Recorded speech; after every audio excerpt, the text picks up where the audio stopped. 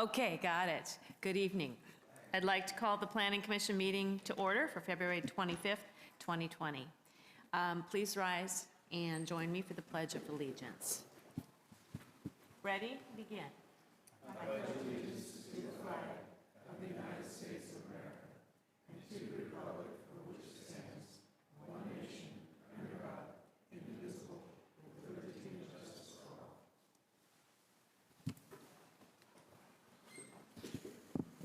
Okay, roll call, please. Commissioner Kogler? Present. Commissioner Neal? Here. Commissioner Barth? Commissioner Jorgensen? Here. Commissioner Donaldson? Here. Commissioner Castillo? Here. Chairperson Davis? Here. So the record will reflect that Commissioner Barth is absent. Yes, he did announce that last time.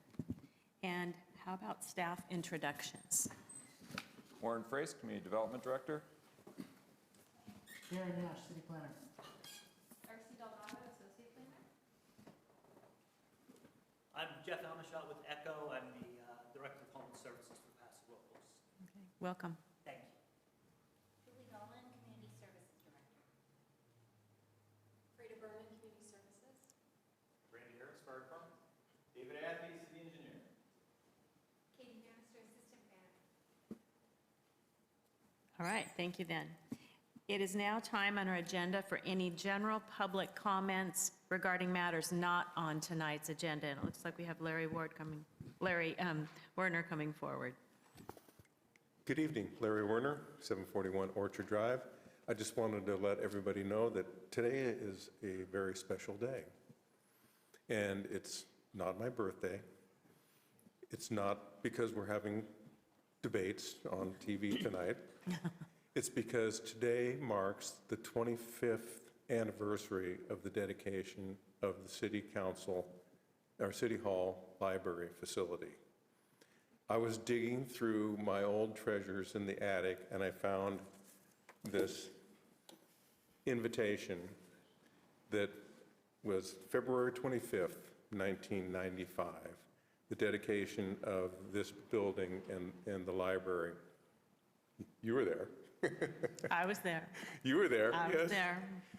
There were a lot of people there. There was great history on this thing, how the money was raised through an organization called Acorn. And to see this happen, to see what we've had and what we've been able to take advantage of is just remarkable. It was a really interesting event because Ray Bradbury, the author, was there and he spoke. He signed my thing there, so it was an incredible event. So I just happened on this a couple days ago and just went, wow, we should remind ourselves how lucky we are. Thank you. Thank you for that bit of history, Larry. Any other general comments, public comments regarding matters not on tonight's agenda? Seeing no further comments coming forward, we'll move on to any agenda items proposed to be tabled or rescheduled. There are none. All right, thank you. And that leads us to agenda item 1. I'll read the description for us here. All this technology now, this is pretty exciting. Conditional use permit 19-12, plan development 19-16, and oak tree removal 19-25. Can I have a staff report, please? And that's Darcy. Yes, thank you. Good evening, Madam Chair and members of the Commission. So bear with me while I get this going. Going to advance. New technology, but it's frozen.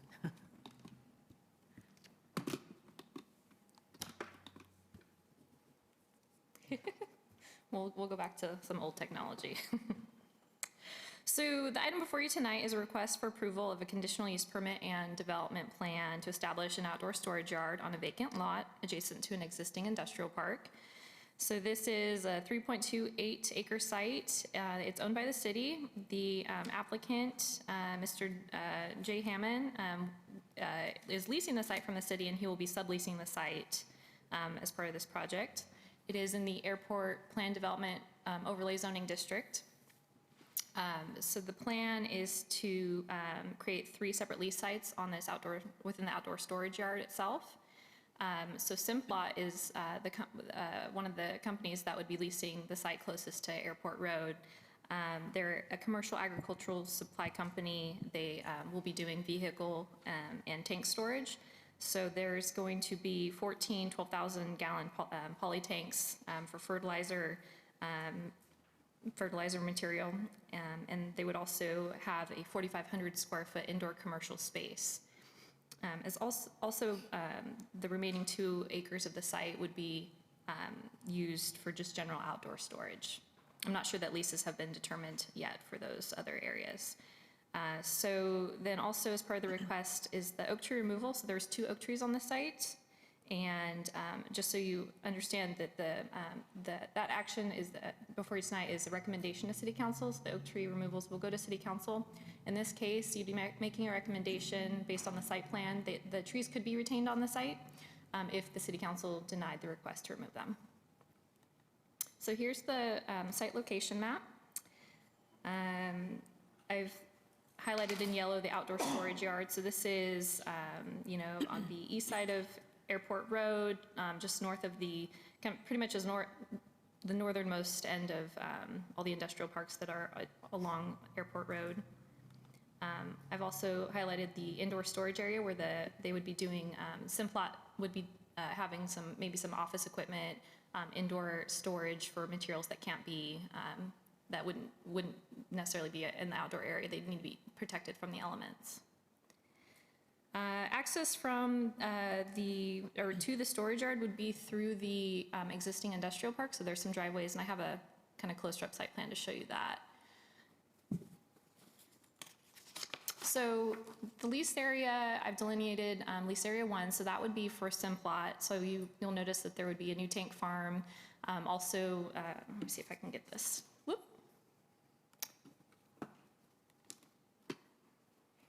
So this blue area, that would be the indoor storage. Let's see.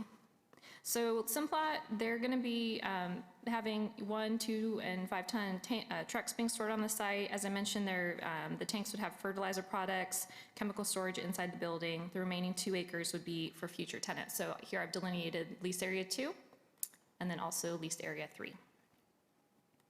Also, I wanted to call out where the access gates are. Again, being accessed through the existing industrial park. And so here are the oak tree removals. The first is tree number 1, which is closer to Airport Road, is a 12-inch hybrid valley blue oak. And the 31-inch tree further back is a valley oak. So the first tree is in poor condition. So Corey Meyer did the arborist report and noted that it's in poor condition, it's stressed, and it is showing signs that the trunk is susceptible to splitting, so he recommended that that tree be removed. The second tree, which is a much larger tree, you can see that it has kind of a one-sided canopy, so it has dieback on the canopy, and I have a picture showing that there's been past branch failure. This one seems to be in a more stressed condition, and the arborist also recommends removal. And in the event that the trees were asked to be retained on site, the City Council denied the request. We do have a condition of approval in this development plan that would require protection of the trees and just make, for the duration of the project. So here's a perspective view. This will be looking southeast on Airport Road. So I've called out the outdoor storage yard and the indoor storage for the Simplot lease. So here along Airport Road, the green strip is really just highlighting the landscape requirements. So an outdoor storage yard, we have performance standards in our zoning code that require a minimum of a 25-foot landscape setback along an arterial. In this case, Airport Road is an arterial. But one of the things with the outdoor storage yard to make it compatible in this area would also, staff's recommending that be extended 50 feet inward into the project, so that 25-foot landscape setback would extend inward to provide additional screening opportunities. Also, the performance standard for outdoor storage uses includes a decorative wall, and so the applicant does propose to have perimeter fencing. In this case, we would, similar to the landscaping wrapping around, it would be good to have that more decorative fencing wraparound just at that corner. So as you're coming southbound on Airport Road, you would, would kind of help increase the look in that area. So the applicant's proposing to use chain link with slats for all of the perimeter fencing. Staff is recommending, in order to comply with that zoning code requirement for a more decorative material without going full masonry, a Trex material. So I actually have a sample of that material, and I'll have staff pass it around. So this material was proposed for a battery storage for an EV charging station on Spring Street. And so they had a fenced enclosure, and they proposed this Trex material. Staff thinks that it meets that more decorative quality without being overly decorative. When the item went to the DRC thought that chain link would probably be adequate with an efficient amount of landscaping. So knowing that there's that 25-foot landscape setback, it is possible chain link could work, but staff believes that Trex is it meets that decorative quality without being masonry. And just to note that the DRC did think that masonry would be a little overkill at this location, just because of the industrial setting and the maintenance over time. It just seemed inappropriate.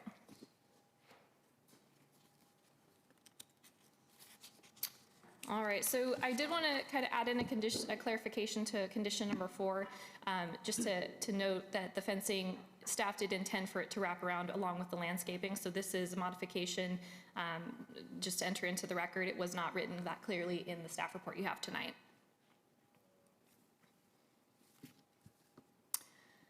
So this slide kind of just shows some of the specific items that were identified in the conditions of approval.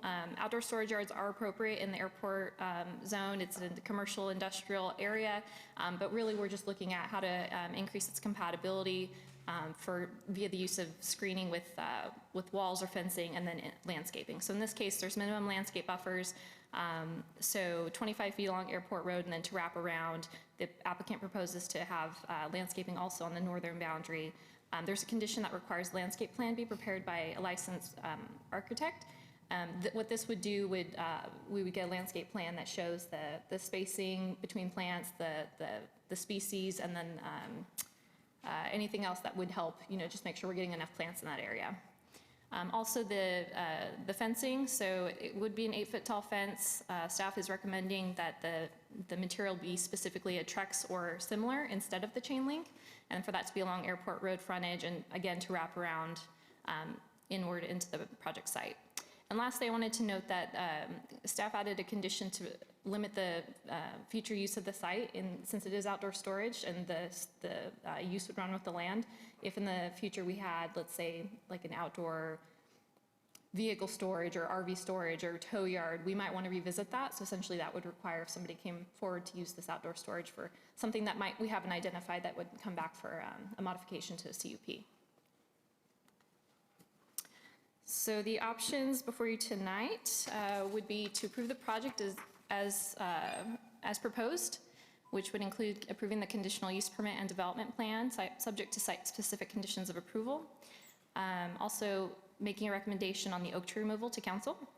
Another option might be to approve the project with modifications. Again, staff's recommendation on the material fencing is a little bit more specific, as well as the wrapping the fencing and the landscape screening inward into the project site. And lastly, you might want to refer back to staff or DRC for more analysis or deny the project by adopting findings. We do have the applicant here tonight to help answer any questions. I'm also happy to answer any questions, and that concludes my presentation. Okay, thank you, Darcy. And I'll ask the commission, do you have any questions of staff? Sure. Roberta. Darcy, could you go back one slide on your recommendation? Oh, thank you. Sorry. Minimum landscape buffers, I think you mean to say landscape plan prepared by a licensed landscape architect. I agree with you. That was my I do think the actual condition reads qualified landscape professional. It might not even say landscape architect, but we could. I don't know what a qualified landscape professional is. I think it needs to say licensed landscape architect, in my opinion. Yes, Mark. A few questions on the use itself. The text in the site plan showed 14 tanks, but the perspective sketch you had on the screen showed 20. Can you explain? The plan is for 14 tanks. The perspective was very early, one of the earliest versions, but it was a good perspective. We didn't get a second one, so I thought it would just be helpful to Okay. display the information. Cool. As a part of the conditions that discusses the landscape and grading plan, will the grading plan look at a spill containment area as part of this? There's 168,000 gallons of material stored there. And if there was ever a kind of catastrophic event, will a grading plan be such that it will try to contain that on site? So I do know that our city engineer is looking at the grading plans. They have been submitted concurrently with this request for the CUP and the development plan, and also the fire department. So those specific concerns, I believe, would be addressed by those two departments. Okay. And final question, does this limit the storage of just this liquid fertilizer product, or could they change products as a part of this sometime in the future? So the way it's set up is that they could change the product if they're, I think that one of the conditions is broadly written to that storage should be those generally associated with, the use of the site. So we're not looking for them to change it drastically from vehicle and tank storage or general outdoor storage in the back to lease areas, but not specific enough that we would prevent them from making some changes if a new leasee would want to occupy the site. Okay. And I have no idea if they changed it, some other materials or flammable implications or something to that, but I was just curious. Thank you. Yes, Commissioner Dolan. Darcy, just a clarification. Did I hear you correctly? You said the Trex fence, or staff's recommending the Trex fencing wrap around the entire north border? So not the entire north border, but essentially on the screen where you see the green, so that would represent the landscape setback, but Okay. but also for the fencing to wrap around and meet up, where the 50 feet inward essentially into the project site, both the landscaping and the Trex fencing, and then for it to be chain link beyond that. Right. Thanks for that clarification. Any other questions? I have two. Darcy, so 3.288 acres, 1.2 is for this storage. What is the other storage going to, do we know? So the applicant might be able to answer that. I think that there may have been something in the works, but there's nothing officially when we process the application that we could identify the other lease sites of who potentially would be there. Okay. And then secondly, has the Airport Commission reviewed this application, or to what extent do they review it, and what is their role?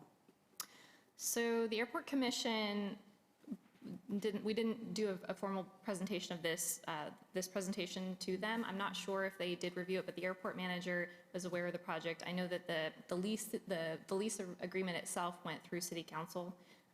It's possible that the airport manager was involved in those meetings, but the site was essentially approved to be leased out for outdoor storage pending, future conditional use permit development plan. Actually, three questions. So did DRC make the decision to make it 50 feet wrapping around for the fencing and landscape, or?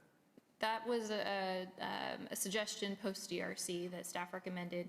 So really falling back to the performance standards for outdoor storage use, and since the DRC was more comfortable with not requiring a masonry wall. So the way the performance standards are written, it really suggested masonry, and DRC felt otherwise, that if there was, adequate landscaping and, a decent fence, it could look appropriate at this location, and we can meet that criteria.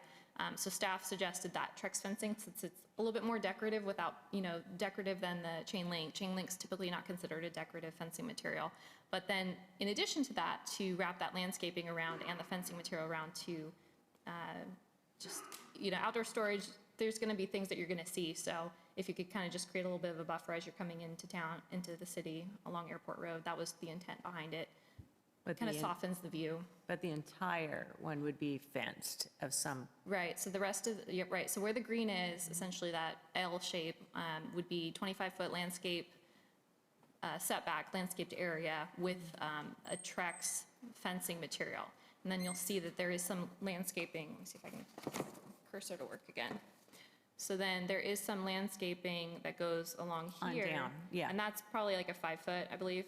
And then again, that fencing right here would be then convert or transition to that chain link with slats Okay, as proposed or recommended by staff. okay. All right, thank you. So no further questions, Commissioner questions of staff? Then I will open it up for a public hearing. And perhaps we could go to the applicant first, if you're interested? Yeah, hi, Jay.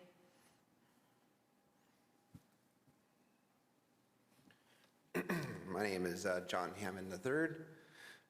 I live on Vine Street. I don't know if I have to say that or not, but I have a kind of a statement, but so I'll read it here. Thank you, Madam Chair and Planning Commissioners. I have a lease agreement to secure Simplot Corporation as a tenant in my father's industrial park on Propeller Drive. This agreement is contingent upon having a storage yard and tank farm for their operations directly to the north of the warehouse in the proposed lease spot. I have a tentative 50-year lease with the city of Paso Robles for the 3.2 acres, but it is a contingent on Simplot and this storage yard going in. If the conditional use permit is approved, I would be grading the area and adding a DG base and fencing the 3-acre area, as Darcy was mentioning, with required stormwater retention on site as well. In pursuit of Simplot to open a business in location of Paso Robles, I negotiated a firm fixed cost to improve this area. In exchange, Simplot would agree to a multi-year lease. So I kind of already have a tentative budget for this. I'm in agreement with the staff report except for the decorative fencing that they're proposing. Simplot's requirement is for an 8-high fence, chain linked for security and for privacy. And we would like to have the privacy slats installed. This similar fence system was approved across the street over at G. Wyman's building that is just now finishing up. He has an 8-foot fence with privacy slats only on the front. We are proposing for privacy slats around the perimeter of our fence, facing the north and the west, and also the south. But G. Wyman's project was also approved with just a privacy fence without having a Trex decorative design. The airport road elevation is to be heavily landscaped with trees and shrubs to screen the actual fencing material. So similar to what the airport city has designed and built to the south side of the airport, they also have very similar shrubs with privacy fence for an 8-foot fence. So the city itself did the same exact thing. So to make them change for me, I don't know. But the staff's recommendation for the gateway for the CME wall, or sorry, decorative fencing, would be too costly and might jeopardize the loss of my tenant and possibly the 50-year lease with the city of Paso Robles for myself. So if the cost gets too excessive, then we'll have to back out, and then therefore you'll lose the 50-year lease from me. So. Yeah, I thank you for your considerations. If you have any questions for me on the project, Yes, stay up there, Joe, see if we have any questions. Yes? No? Any questions while he's at the podium? Can you address the containment question that I asked? Will there be provisions, should any spillage occur, to keep it on site? They do have a retention area, so unfortunately it's not on these slides, but the foundation I think it's a 10-inch containment area inside their poly tank storage, and then they have a retention basin that they'll be pumping out into another tank storage on site. So one of those 14 tanks is for retention. So. Any other questions? While you're up there, and what kind of other storage do you anticipate on the rest of the property? So the lease area 3, I do have a tenant, Tom's Tile, who's currently a tenant of my father's. They are going to be using that for granite slab storage. So it's just going to be excess space for them. So they're going to be granite slabs on A-frames. I don't think they won't exceed the 8-foot high height or anything, so they should be pretty well screened. Lease area 2, we are still looking for another tenant for that area.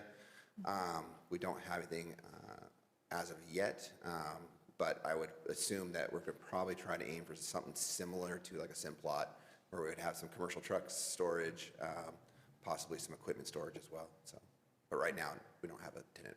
Okay, Yeah. thank you. All right, thank you so much. You're welcome. And are there any other members of the general public who'd like to comment on this item? Okay, seeing none, I will then close the public hearing and bring it back to the commission for further comments and discussion. Madam Chair. Just a point of clarification, the Wyman property does not front Airport Road. It is back off of Airport Road, so I think when we approved the Wyman project, we took that into consideration. But I was on DRC when this item came, and based on the location, absolutely did not feel that masonry was the appropriate product for that fencing. But I personally felt that the slatted chain link would probably be fine in that location if the landscape was increased significantly. So I think that's what we talked about in DRC. So that's was my position and Okay. still is. And thank you for that. Yeah, Mark. Madam Chair, being on DRC as well for that particular meeting, I would echo Commissioner Neal's comments. The thing I would wonder, I would use the same language, it's going to take significantly more landscaping than what's shown in the preliminary plan to satisfy that buffering, in my perspective. I don't know at what point in time the additional landscaping begins to get close to the Trex fencing. I know the Trex fencing is a much more expensive material. It doesn't have durability issues or anything else that the slats may have over time. But again, I think it's going, if the slat fencing goes in with a chain link, it's going to take more landscape material to buffer that. Okay. And I do have a question of staff. Would that, Darcy, would that then go back to DRC for the landscape plan or to staff? I think I read to staff. So condition number 5 is written for final landscape and irrigation plans to be provided for city staff review. We can clarify that if the planning commission desires, that would come back to the DRC. And also in that condition number 5, as Roberta mentioned earlier, to clarify the plans being prepared by a licensed landscape architect. That might also be something the commission might want to elaborate on. Okay.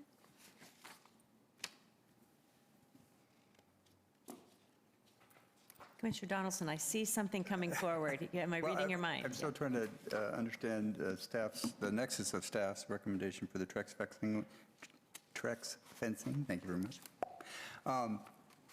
Was that for lack of landscape, or give me staff's take on that again, please? And if I may, sorry, before you answer, Warren, for some reason, the first night we had this new system, it sounded great, but now I'm hearing more echo up the back and less out of these speakers here. I could barely hear Commissioner Kogler when he was talking. I don't know if anything's sound is changed or not if you as can change anything, but I'm not hearing everybody well enough. So we do have the technician in the back, so we'll let him know that we're having problems. Okay, I appreciate it. Is it just I'm not Donaldson that's hearing having much problems out of hearing, this. I'm or hearing more I could- echo off the back I wall. could barely Barely hear. Mark. you can't hear I either? was leaning forward trying to read lips. All right, so Jorgensen, how about you, Castillo? Can you hear okay? I mean, I could hear that. I can hear him too. But you can't hear that side very well? I got tinnitus, so got a ring in my ear anyway. I think it, So Mark and Commissioner Neal, can you hear this side okay? So your side's okay? All right. I was- Jason, are you back there?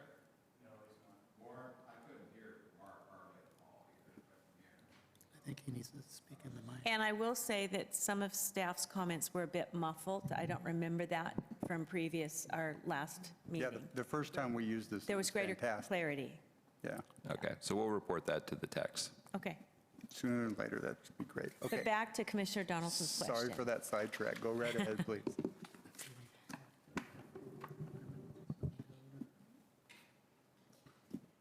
If I can get the mic on, okay. You got to push hard. So we have in our section in the zoning code that specifically applies to outdoor storage yards. And it says that those uses within commercial industrial zones would need to use a combination of walls or fencing and landscaping. And along arterial roads that should be a decorative masonry wall unless otherwise approved by the Planning Commission. So when the applicant proposed a chain link fence, staff does not consider that to be a decorative material. So we got past the masonry, but now we're just working with decorative. So that's really what we had another material that was presented. DRC had looked at it. So the Trex fencing seemed like it could meet that requirement of the zoning code to provide more decorative quality. And it's a suggestion. So the way the condition's also written is or similar. So maybe there's something else similar. So that if the Planning Commission doesn't agree with that material, but maybe think something a little bit more than chain link, it could go in that direction. Okay, I'm thinking about some of the storage yards like on Combine Avenue that have the chain link and the really ugly white. So it's specific to arterial roads. So as we've heard about the Wyman project, so that one is set back. So that's like a 4-lot parcel map, and that project is on the back lot. So if a project came forward on Airport Road that is a storage use, it's going to require development plan, a conditional use permit. Darren might want to elaborate on that because I think he worked on it, but we'd be looking at the same situation. So it's possible that on the other side, at that Wyman site, that this question could come up again of a decorative material. So the decorative material issue is just on Airport Road, you're saying? on arterials, in this case, airport is an Arterial, okay, thank you. And Still having a hard time hearing, sorry. That's okay. And then further south, you mostly have buildings that line Airport Road for that stretch. So there might be a few uses, secondary uses to some of those buildings where you might have a fenced-in area. So chain link is used in the area. But in this case, the outdoor storage, the requirement points to a decorative fence, and it's specific to outdoor storage uses. So through this conditional use permit and this development plan process, that's where staff is taking that section of the zoning code and recommending that decorative material be something higher than a chain link material.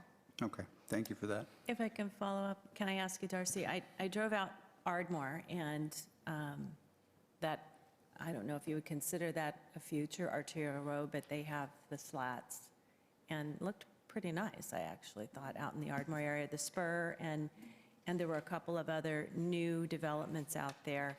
I don't know if we're considering that arterial yet, but it's certainly part of our circulation plan. So I'm pretty sure it's defined as a collector. Yeah. Yeah, just a little more information.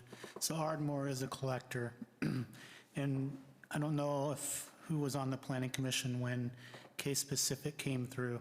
Case Pacific was an example of wanting to use a chain link fence, and they were against that requirement to do something decorative. And I think that between the DRC and the Planning Commission, the chain link with a 5-foot setback was what was approved for Case. As you can see, a lot of development has happened on Ardmore. The Dave Spur project, the building setback, there was concern with the outdoor storage from some of the residential to the south. So that project had a setback. They had, I think, tubular steel on the front before they transitioned to chain link.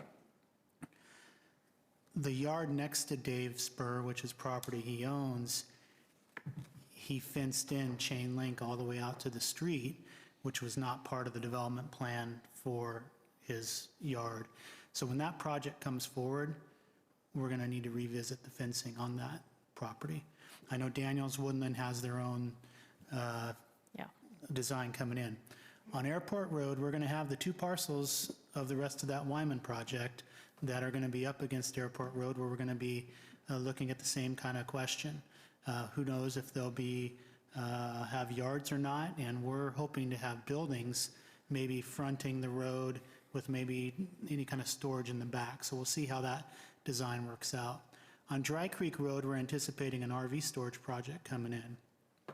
So right now, we have Triana, we have, different things, and we have old yards that have been there forever, like Nuno, and then you transition to some like Santa Cruz Biotech.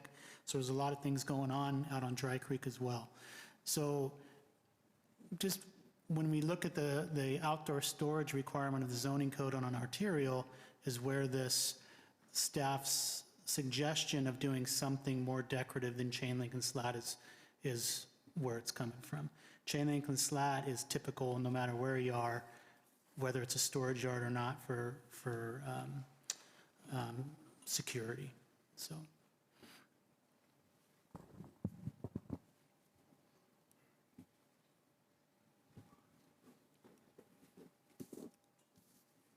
I think my concern, since we're all talking here, is that there be ample landscaping, and my sentiment is maintaining the slat and enough landscaping would be sufficient. That's kind of where I'm coming from. I know we're looking at land use, but it's exciting to see something happening at the airport. Having Simplot there would be very exciting. That's on the economic vitality aspect, I know.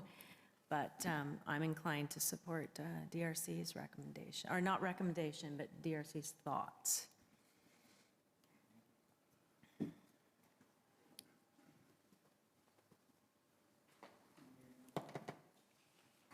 Madam Chair? Yes. I would agree with you on that. I'm fine with the setbacks and the landscaping that Commissioner Neal and Commissioner Kogler suggested in their DRC meeting. There's other chain link fence along that road, catty corner to that location, that's not as aesthetically pleasing. It's right up on the arterial road, so I would support that as well. Any other comments?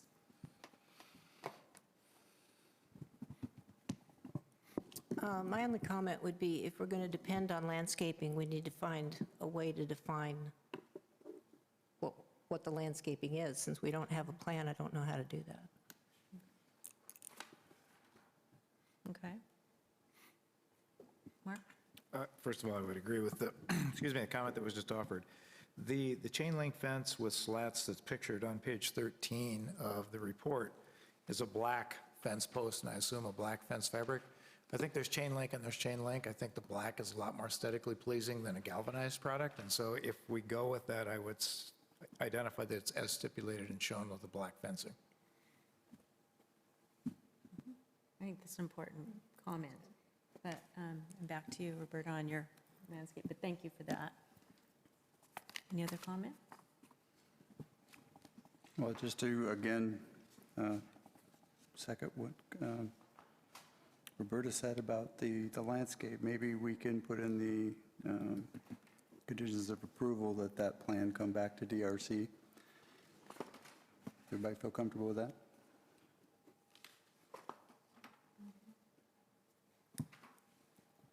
I would be fine with that coming back. Okay. Okay, it's a full landscape plan. Okay, and I will entertain a motion if we're there yet. Okay, so Madam Chair, I would move to approve draft resolution A. Excuse me.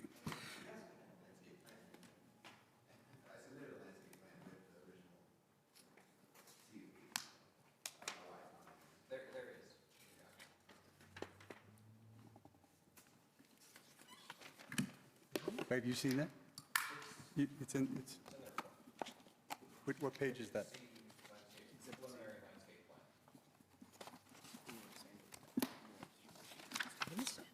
Okay, 12.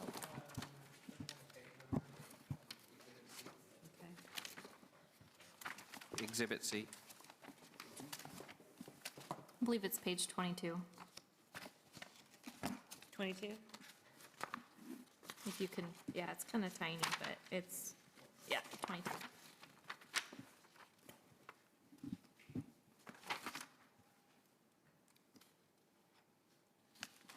But this is what we saw at DRC, and DRC did not, at least I did not feel that this was sufficient to allow the chain link, so.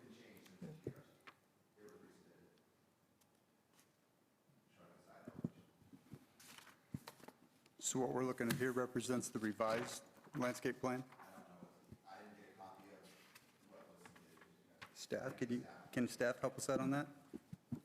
Yes, so this plan was submitted post-DRC. The initial plan that was, the DRC saw had a much narrow setback. I don't know if it was 5 feet, 10 feet from airport, but this one was resubmitted to reflect a 25-foot landscape setback. It is the latest plan that was submitted.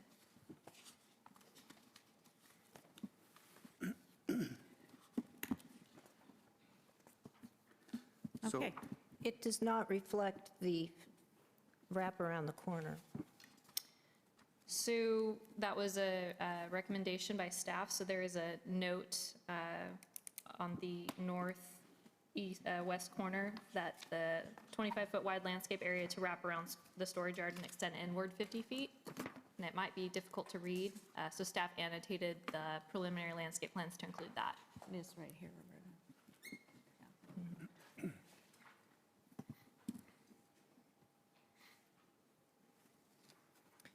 Please don't let's come back here. See if it's Yeah, no. so it sounds like the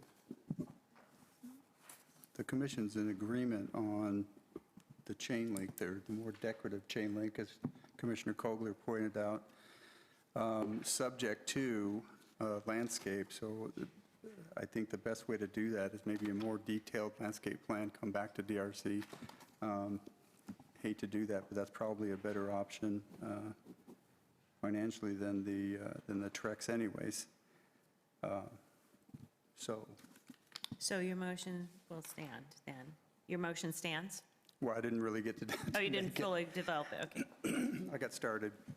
So again, Madam Chair, I move to approve draft Resolution A, Attachment 2, approving conditional use permit 19-2 and plan development 19-16, 19-12, I'm sorry, and plan development 19-16, subject to conditions of approval with the changes to number 4, that the fencing, the chain link, the black chain link fencing with the slats is sufficient, and number 5, that a more detailed landscape plan come back to DRC for review and approval.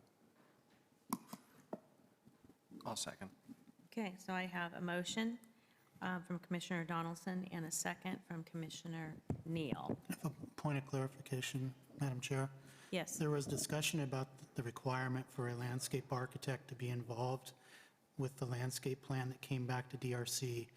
And I just want to make sure that we have that information if that's the planning commission, because this plan here, I believe, is done by either the civil engineer or the applicant. And I just want to make sure if the planning commission is looking for something more specific for that 25 feet, and there was discussion about a landscape architect designing it, I want to make sure we're putting that in a condition to come back to DRC. That was your baby. Well, I don't think what we've seen here is a screening design. And I'm not sure that a civil engineer, it depends on who it is, obviously, but in a category, civil engineer is not trained to do landscape design or irrigation. So I would personally, it's up to the commission, like to see a landscape architect provide a screening design, which is the whole point and the reason that we have agreed to not have a decorative fence. Because this design isn't a screening design. So I think he's just looking for clarification. So that was, In in the my verbiage. opinion, yeah. What condition was that? 5, and I'm comfortable with the addition of the landscape architect to provide a screening Okay, plan. so I'll add that to the motion. It sounds like my second is good with that as well. Commissioner Neal, you're fine with that? I am, yes. So I do have a motion on the floor, Commissioner Neal with a second, and discussion. Okay, seeing no more discussion, I'll call for the vote. Commissioner Donaldson? Aye. Commissioner Neal? Aye. Commissioner Kogler? Aye. Commissioner Castillo? Aye. Commissioner Jorgensen? Aye. Chairperson Davis? Aye. Motion passes 6-0. And then we have a second motion on the Madam oak Chair, I tree move to removal. approve draft resolution B, attachment 3, recommending approval of oak tree removal 19-25 to the city council. Okay, I have a motion from Commissioner Donaldson. Do I have a second? I'll second that. And a second from Neal, from Commissioner Kogler. And discussion. And then I'll call for the vote. Commissioner Donaldson? Aye. Commissioner Kogler? Aye. Commissioner Neal? Aye. Commissioner Castillo? Aye. Commissioner Jorgensen? Aye. Chairperson Davis? Aye. Motion passes 6-0. All right. Good luck. And that moves us to agenda item 2.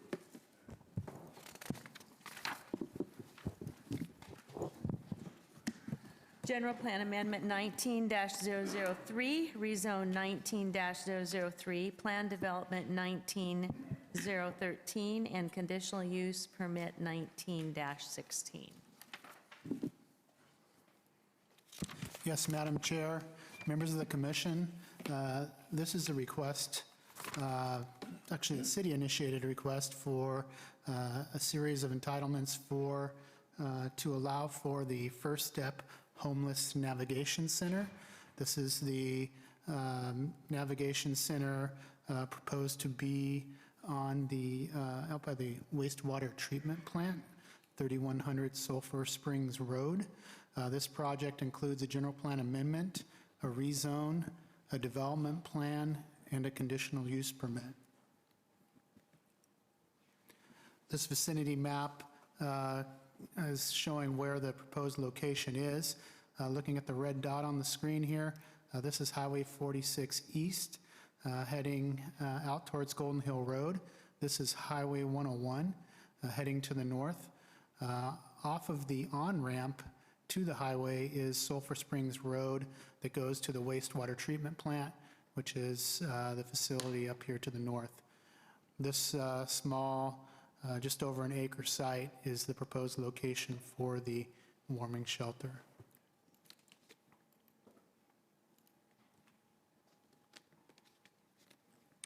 So this is the site plan for it. As you come in onto Sulphur Springs Road, coming into the site, this is oriented a little differently than the vicinity map. North would be to the left of the plan. Building would be located along with the parking lot along the side. There's an existing oak tree here at the center, and then this would be the area of the shelter site. So the project consists of constructing a 7,500 square foot metal building that would accommodate up to a 48-bed dormitory style homeless navigation center and shelter facility. Tonight we're looking for a general plan amendment to the land use map. The site where the shelter is located is currently zoned commercial service, and we are looking to redesignate that to public facilities. Also, the zoning map needs to be amended, changing the site designation from C3 commercial industrial to public facility. And there are various text changes within the zoning code that tweaks here and there to different sections in order to accommodate this facility and align everything with this shelter as proposed. Then along with that is the development plan for the site planning and the architecture, and then the conditional use permit for the operation of the facility. So looking at the zoning map, right now the whole site, including the wastewater treatment plant, is zoned commercial and light industrial. So the photo on the left, or the diagram on the left, is the current zoning map. This red area here is what we're looking to change to what's shown on the right-hand side is shown as public facilities, the blue cross-hatched area. So the zoning amendment we're asking you to make a recommendation to council for tonight would be to change that from the commercial C3 to the public facility. The land use side of things is a little different. On the left, The wastewater treatment plant itself, where the facilities are, has a land use of public facilities, but the lower section of the site where the shelter is proposed is zoned or has a land use designation of commercial service. So we need to change this red area from commercial service to public facility so it'll be consistent with the rest of the wastewater treatment plant. And then these are the sections of the text changes throughout the zoning code to align these sections with the project. So this is a project that the city is working with the El Camino homeless facility in Atascadero. That organization runs the facility in Atascadero. The city is looking at ECHO running this facility as well. Jeff Almashot is here. He's the director of the homeless program and will be involved with this. He is here along with Julie Dolan, who they'll give us a little more feedback on the shelter project and why it has come up as a goal for the city, and then how ECHO's involved. What we're looking for the commission to do tonight is to make recommendations on the mitigated negative declaration for the project, the general plan amendment, the rezone, and the use permit and development plan onto the city council. So that would conclude my report here, but I think Julie Dolan will give us some background on the homeless program for the city of Paso. Welcome, Julie.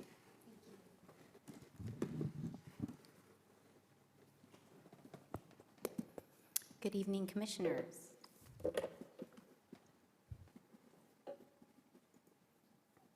There we go.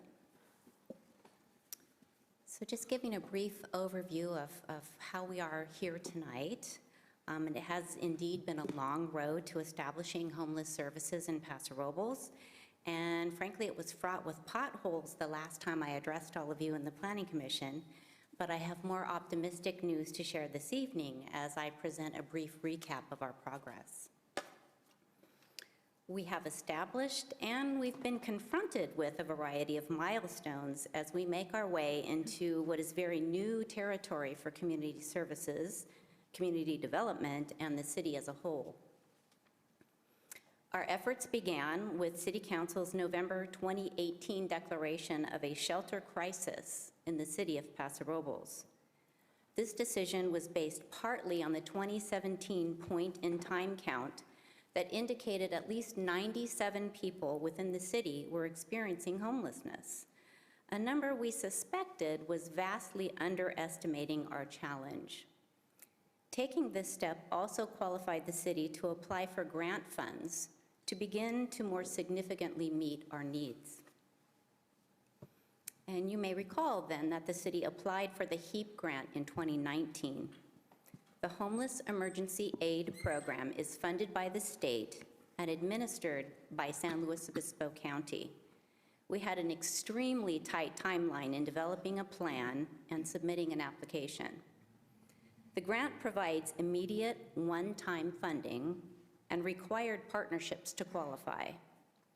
Recognizing the sustained success of the El Camino Homeless Organization in overseeing a homeless shelter in Atascadero, we gladly worked with Wendy Lewis and her staff to co-author a grant proposal. In April 2019, the SLO County Board of Supervisors awarded the city over $1.5 million, with a little over 1/3 of the funds to support ECHO and the remainder to assist the city in constructing a warming center. Meanwhile, our suspicions of a more significant homelessness problem were confirmed with the release of the 2019 point-in-time count last August. Estimates jumped from 97 to over 200 people experiencing homelessness in Paso Robles, underscoring the urgency of establishing homeless services in our community.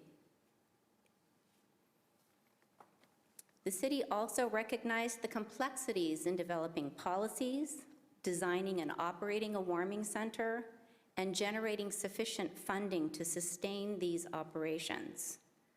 We received City Council approval to extend our collaboration with ECHO, contracting the services of a Paso Robles Homeless Services Director employed by ECHO.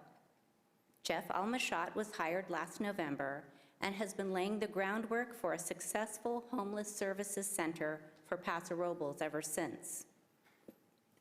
Jeff, as we said, is present this evening and will gladly answer any questions that may arise regarding programming. And though the future was at times uncertain, I am happy to announce that design work is now well underway for the First Step Homeless Services Center at 3100 Sulphur Springs Road. We expect to break ground on the center this May and to begin operations in May of 2021. Of course, that's when the true work begins, establishing paths out of homelessness for a good many people. In partnership with ECHO, the city will continue to engage our citizens for their understanding and support of these very necessary services.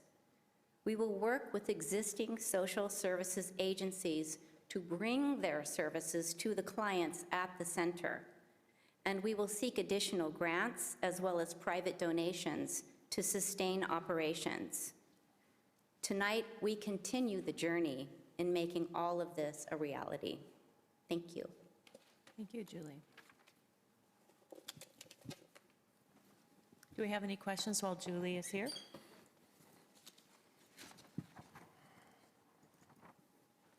All right, thank you so much. Yes, I do have a question for Darren. for Darren, okay? Times for that. Darren, I was on this general plan amendment. Is the public facilities designation, is that new? You said that the treatment plant is currently its own public facility, so.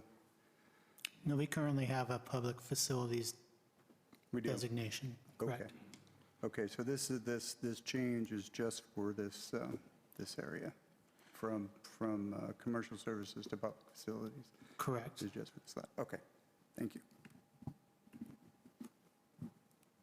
Okay, so is that all for staff report then? That is, we didn't get too much into site plan or anything like that, so I'd be happy to discuss that further if there's any questions. The conditional use permit itself, the conditions related to the use permit are really kind of the operation rules and regulations that ECHO has provided. So if there's any questions related to the operations of the facility, that's where Jeff could come in and he's available if there's some questions, specific questions there. But other than that, the three of us are all available for questions. Okay, yeah. Commissioner Jorgensen has a question. Darren, could you walk us through the pedestrian access? Because I know that's been a point of discussion since the beginning of identifying this site. So this project, part of the environmental review of this project, discuss the need for shuttling folks to this facility.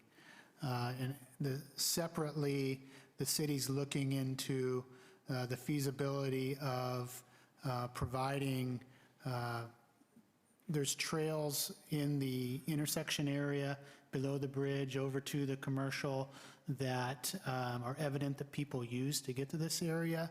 However, that's something that is kind of separate from what we're looking at tonight, because we need to look at the feasibility, the safety, and how that crossing of the on-ramp, how all that will work, where it should be crossed at, working with Caltrans, because it's Caltrans right away.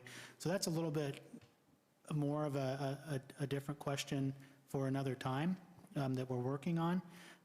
For this facility, we're focused on the site itself.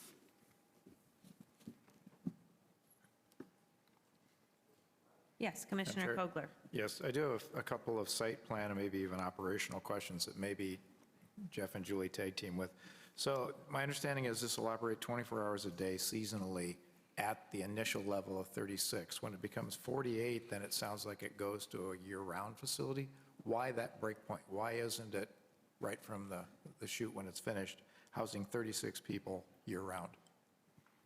I know this current building is designed for the 36. The 48 will take an extension, an addition, construction-wise to the building. But we'll let Jeff further that detail. Right now, the funding allows for 36 beds. If we have additional funding that might come from an additional county HUD grant that we're looking at, we would be able to go to 48 beds. The plan is that we would have a dinner program every night throughout the year. We would have a shelter service where people would stay over for the evening 6 months out of the year. We are looking for funding so that we could operate it 12 months out of the year, but right now the funding limits us to 6 months for overnight facilities. So the answer is the funding is the limitation. It is funding, there. yes. Okay. Yes. Discussion is that there will be a shuttle to transport clients, but I would presume, again, people will walk in, they'll bike in with bike trailers, and I understand it might be an issue to defer in terms of the safety, but at the DRC, when we reviewed this, I think that whole issue of access was a concern and something that hopefully can be addressed by the city and/or Caltrans. Another aspect of that is that if you look at the aerial, Sulphur Springs is right on top of the northbound lanes for 101. If you look at the fence that separates the two, it's an open ag weave fence, metal, about 3 feet tall with 3 stands of barbed wire across the top. It's compromised in many areas where people have either broken it down or it's worn down. Who would be responsible for putting an appropriate separation fence in there to keep anybody from inadvertently or intentionally wandering out into the right-of-way? Because this area will attract more people now than it has in the past when it was just a sewage treatment plant. Go back to that aerial.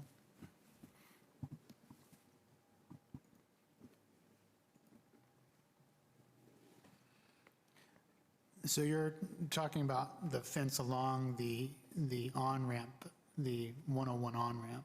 Correct. I understand the facility per the plans is going to have a fence around it, but it's going to be attracting people that may get there when that gate is locked or whatever. And that fence is really totally inadequate that separates the roadway from Sulphur Springs, the freeway from. And I'm wondering if that can be addressed with Caltrans or somebody whose fences, is it the cities, is it the states? But it's a pretty poor barrier for anybody to keep them off that roadway. And I think as the question about the trail and working with Caltrans, I think that fencing is a great question. I think it's something we can explore and see what we can do to get that. Maybe the fencing comes down in some areas to allow for the trail to be used, but I think that's something that needs to be looked in with that trail question. I think that needs to be on the discussion agenda with the state for sure. So the other question I had is, so the sewage treatment plant right now has a locked gate at various times, and will that be moved back such that the new homeless center is behind that, or behind that gate, so to speak, or in front of the gate rather, or will that gate stay where it is, and how will the locking of that gate impact the accessibility to the homeless center?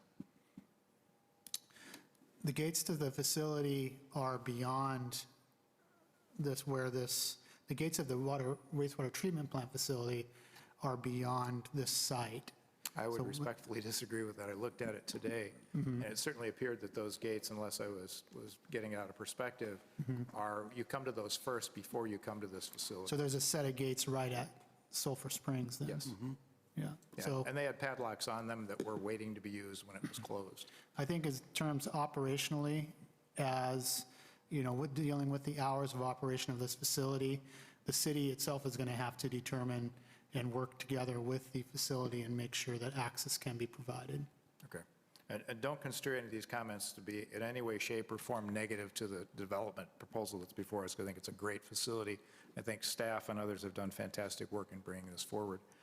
The only other thing I had was a very minor thing, that in the document, which is the rules or guidelines or whatever the ECHO is, they frequently make reference to various standards and things that they have related to property owned by ECHO. In this particular case, they don't own this site, it's owned by the city. So I assume that language will be changed to say owned or leased by ECHO, so that it doesn't compromise the ability to enforce some of those standards. We can make that note and changes. Okay, thank you. Yes, Commissioner Neal.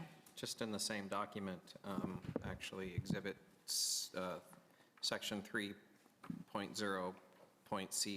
I think we've got some of the numbers incorrect. It says overnight staffing.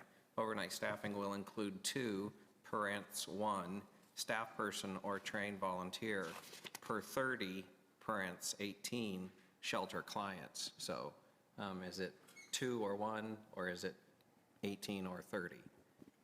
So I guess that just needs to be Can cleaned you up. clarify the page you're looking at? 109 on the, And that's number it's 5, 5? overnight staffing. Okay. And can you repeat the question? Sure, so overnight staffing will include 2, parents 1 staff, Oh, I see. or trained volunteer per 30, parents 18. So is it So is it the 1 or 2, number or the? 30 or 18? Okay. That's a good question.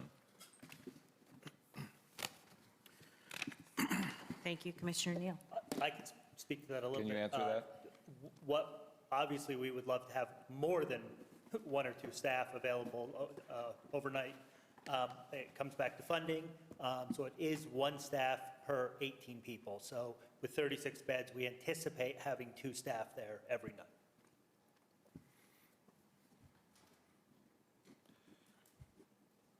So it's 1 per 18? Yes. Yes, Commissioner One last Copeland. question, kind of a follow-up to my earlier one. At the DRC meeting, there was discussion of folks that would come in by bicycle and by trailer, or with trailers. Will those people be accommodated on this transport bus, or will they, because I believe even the architect, Larry Gabriel, talked about how it was designed such that people could park their bikes in trailers where they could actually see them, because they like to keep an eye on their possessions. So it implied there were going to be bicycles with bike trailers with them. Will the transport move those folks to this site also? In my experience, I don't know that that's possible to transport carts and bicycles.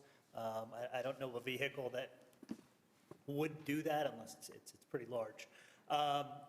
People who are bringing carts, we do have a cart storage area that we'll be locking at night. We're also going to have bike racks, and we're determining the best way to secure those bikes. Okay. And that may mean we have a program where we're providing locks or we require locks. We're determining the best practice. All right. Any other questions? All right, thank you very much. At this time, I think it's time to open up for public hearing. And if you'd like to make any comments on this item, please come forward. I don't see anyone. Okay, seeing none, I will then close the public hearing and bring it back to commission for a further discussion.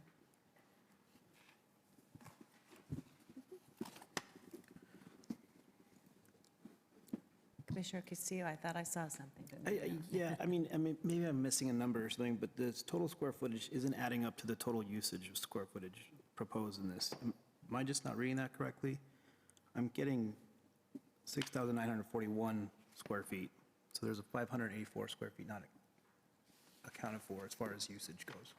What page are you Page 37, proposed facilities, where it breaks down what the space would be used for. And maybe that's just I'm guessing it's net to gross. wiggle room and Net to gross? net to gross.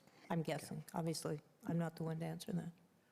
I guess is that a fair question for staff? Do we want to ask that? I think that sounds reasonable. I don't know if it's counting hallways and closets and different things. This is listing the amenities Okay. and square footages, but it would have been a little more clear if it would have said Okay. net or gross. Okay, Yeah, I'm perfect. not I sure I figured see that was the bathrooms.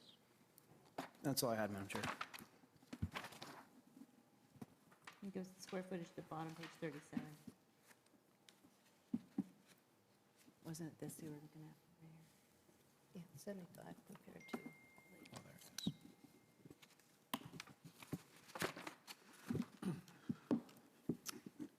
Okay. Madam Chair, I'll Make a motion? Okay, thank you. I move to approve draft resolution A, recommending that the city council certify the project's mitigated negative declaration. Okay, I have a motion on the table from Commissioner Neal. Do I have a second? I'll second. And a second from Commissioner Castillo. Discussion? Seeing none, I will call for the vote. Commissioner Neal? Aye. Commissioner Castillo? Aye. Commissioner Donaldson? Aye. Commissioner Jorgensen? Aye. Commissioner Kogler? Aye. Chairperson Davis? Aye. Motion passes 6-0. Second was Kogler there. Okay. And? Could I have a question on via straw vote? On recommendation on B? Yeah, that's a typo, so just ignore So that. no straw vote, just a motion? Okay, I was wondering too. All right.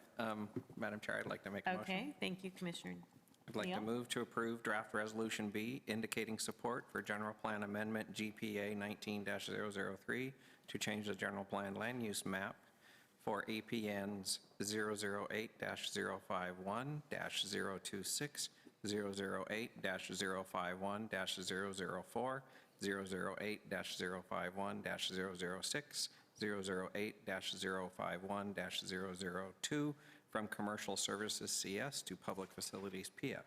Okay, I have a motion from Commissioner Neal. And do I have a second? I'll second. Second by Commissioner Castillo. And discussion? Call for the vote. Commissioner Neal? Aye. Commissioner Castillo? Aye. Commissioner Donaldson? Aye. Commissioner Jorgensen? Aye. Commissioner Kogler? Aye. Chairperson Davis? Aye. Motion passes 6-0. Madam Chair, I'd like to make a motion. Thank you.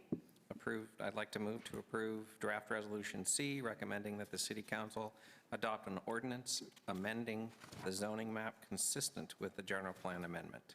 All right, I have a motion from Commissioner Neal. Do I have a second? I'll second. Second from Commissioner Castillo. And discussion. Seeing none, I'll call for the vote. Commissioner Neal? Aye. Commissioner Castillo? Aye. Commissioner Donaldson? Aye. Commissioner Jorgensen? Aye. Commissioner Kogler? Aye. Chairperson Davis? Aye. Motion passes 6-0. Madam Chair, I'd like to make a motion. Thank you.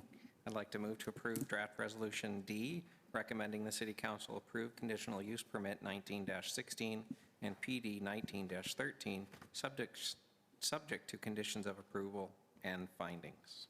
Okay, Commissioner Neal, I have a motion on the table. Do I have a second? I'll second. Second from Commissioner Castillo. Thank you very much. Discussion? Call for the vote. Can staff ask for clarification?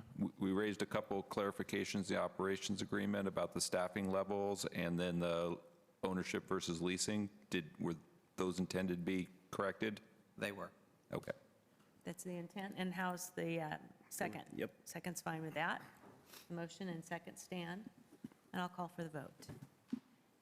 Commissioner Neal? Aye. Commissioner Castillo? Aye. Commissioner Donaldson? Aye. Commissioner Jorgensen? Aye. Commissioner Kogler? Aye. Chairperson Davis? Aye. Motion passes 6-0. All right. Good luck. It's exciting. That leads us now to Agenda Item 3, tentative parcel map PR 19-0064 and conceptual plan development PD 19-11. And a staff report, please. I think that's Katie, right? That's Yeah. correct.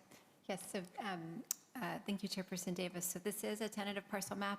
The parcel map is for a 3-lot subdivision on Creston Road. So this is the general location, just a little bit, this is at the intersection of Orchard Drive and Creston Road, just a little bit west of Rolling Hills Road, right across the street from Trinity Lutheran Church and the school there, Lewis Middle School also nearby, Centennial Park, and the Williams Plaza off to the east. The properties right along Creston Road are zoned R2PD, whereas the properties to the north in the old Orchard Tract, I think is the name of it, are zoned R1. They have a larger lot, single-family zoning. So this is the tentative parcel map. Shown in orange now is the entirety of the lot. Today, there are 2 existing residences. Here in blue is 927 Creston Road. There's additionally 955 Creston Road, so 2 residences on 1 lot. The application today before you is to subdivide this lot into 3 parcels. The lot lines are shown here. So you've got parcel 1, parcel 2, and parcel 3. So parcels 1 and parcel 2 are mostly developed. Parcel 1 has a bit more development potential just because of the location of where the residence is located, but parcel 3 would be a vacant lot, and so it has the most development potential. As I stated, this lot is in the R2 PD zoning district. It does have allows up to 8 units to the acre, but the PD designation would require a plan development for any development. So when the application for the tentative map came in, the dilemma is, well, what do we do with this plan development overlay? The zoning ordinance does have a process laid out that describes a conceptual plan development that is submitted with the tentative map. It just shows that the subdivision does have the feasibility to be developed, that we're not overlooking any important issues. And then later, when the further actual development occurs, a specific plan development can be processed. So this site is not quite 1.5 acres. The entirety of the site has about 7% slope. So the proposed lots, parcel 1 would be just under a 1/4 acre. It has about a 3% slope. It has the potential, if it was a vacant site, 2 units could be developed on that site. That does not include the accessory dwelling units that the state mandates. Parcel 2 is similar, also a 1/4 acre site, 3% slope, could also be developed with 2 units if it was a vacant site. Parcel 3 is the largest parcel. It's not quite 8/10 of an acre. It has a more steeply sloping slope. It's about 9%. It would be able to be developed with 5 units. So we did request that the applicant prepare a conceptual development plan. So now I've changed the orientation here. North is actually straight up at this point. That's different than the previous map you were looking at. So Orchard Drive on the right, Creston Road. So this is parcels 1 and 2. Parcel 1 here on the left and parcel 2. So of course we've got the existing residences shown hatched. There is some development potential on parcel 1. The applicant is showing, they're calling it a hypothetical residence kind of towards the front of the property.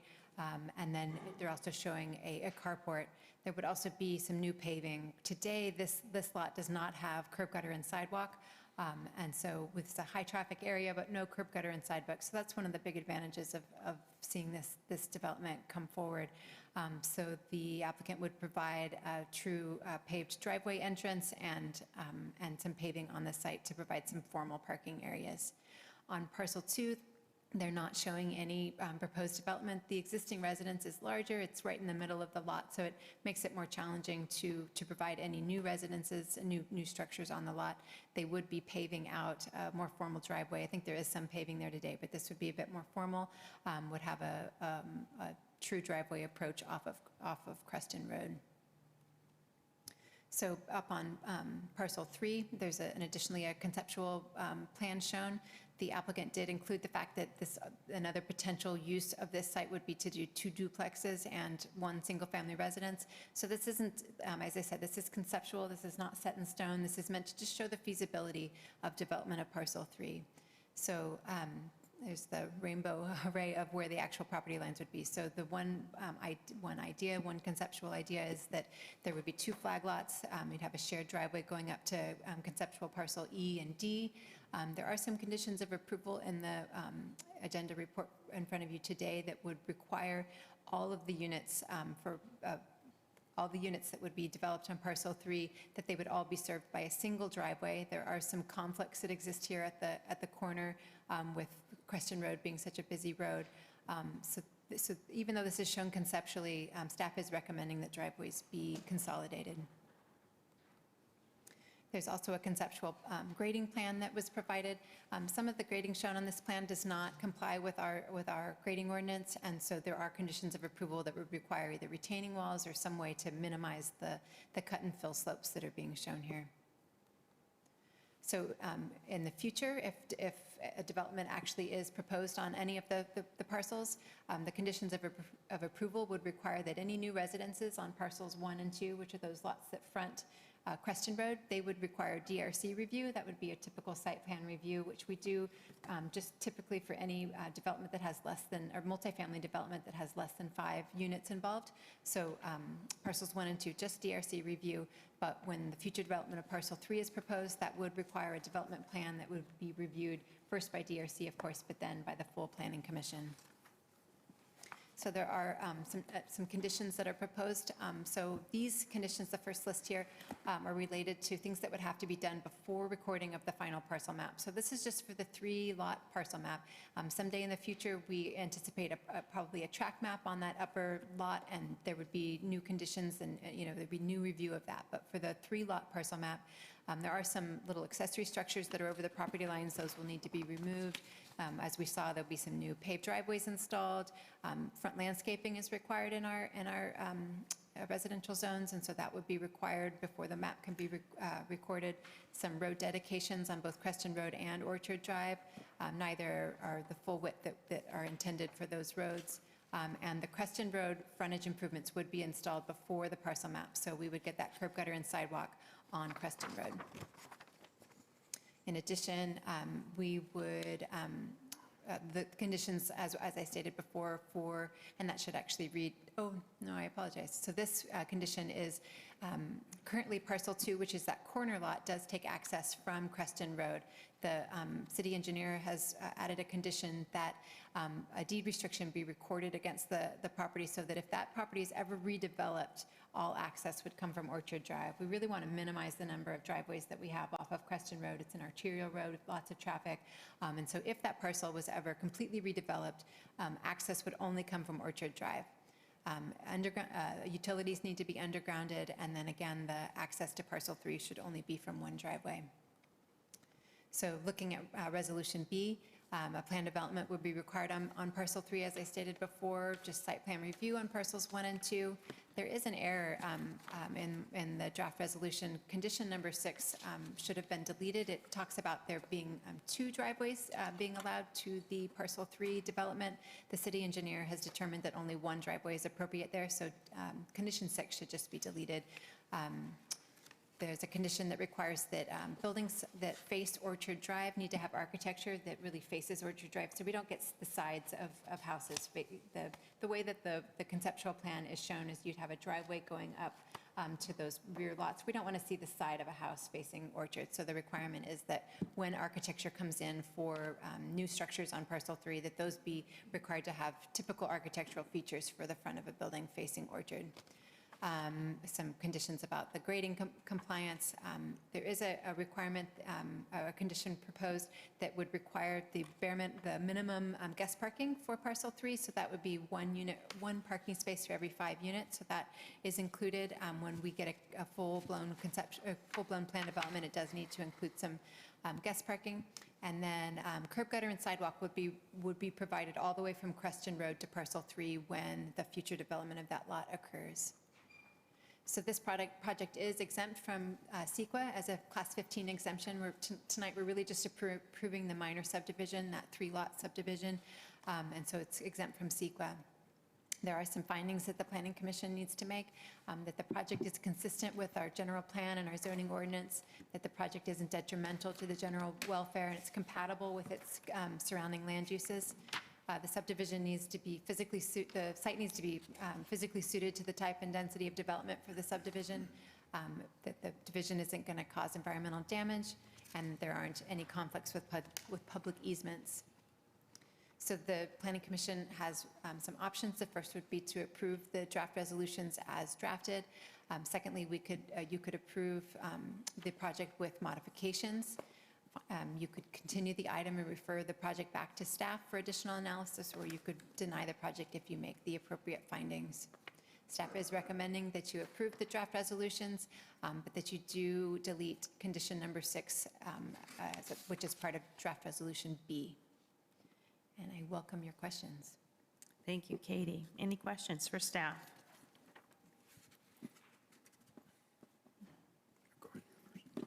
Commissioner Neal. Katie, I know the city engineer is not here, but what was the reasoning to limiting only the only one City driveway? engineer is here. Oh, city Yeah, engineer, he's he's here. hiding? He's hiding behind nothing. I'm sorry. I did not see him behind Okay. the podium. I'm not sure I understand the reasoning on Orchard to limiting it to only one driveway. So in looking at the project, Orchard, my understanding is a lot of traffic comes down from the neighborhood above, down Orchard Drive, and turns onto Crescent Road. So in terms of having multiple driveways there, it's problematic. We also, from what I understand, have a lot of people who turn around because there's schools right across the street or down the street. They do a turning movement there and then do a U-turn and go down the road. So, we could have 4 driveways there. However, just to limit the amount of conflicts, it's just good engineering practice, and to limit it to one driveway, they could still get their 5 units off of that single driveway. That was the reasoning. Thank you. Yes, Commissioner Neal, or Kogler. So at its core, my understanding is this is really a subdivision to create 3 parcels, potentially to sell 1 or 2 or 3 of them off, I presume, maybe as a part of this, and that what we have seen and what we're talking about are conceptual plans for how it may develop in the future. Is that correct? That is correct. And in this action, though, however, we are enabling certain future development to take place. For example, there's a finding on page 238, it says we find the site is physically suitable for the type and density of development. So if this comes back and it's similar to what we've approved tonight, type and density would be a match. How does the density of this one compare to, do you know, the property that's immediately to the west? It's a similar form with, kind of common accesses and driveways and things. It appears as though it would be pretty comparable. I believe it is. It has similar zoning, which would allow for 8 units to the acre. I know, so on page 234, I did go through and look at those lots, but I'm not sure that my analysis made it into the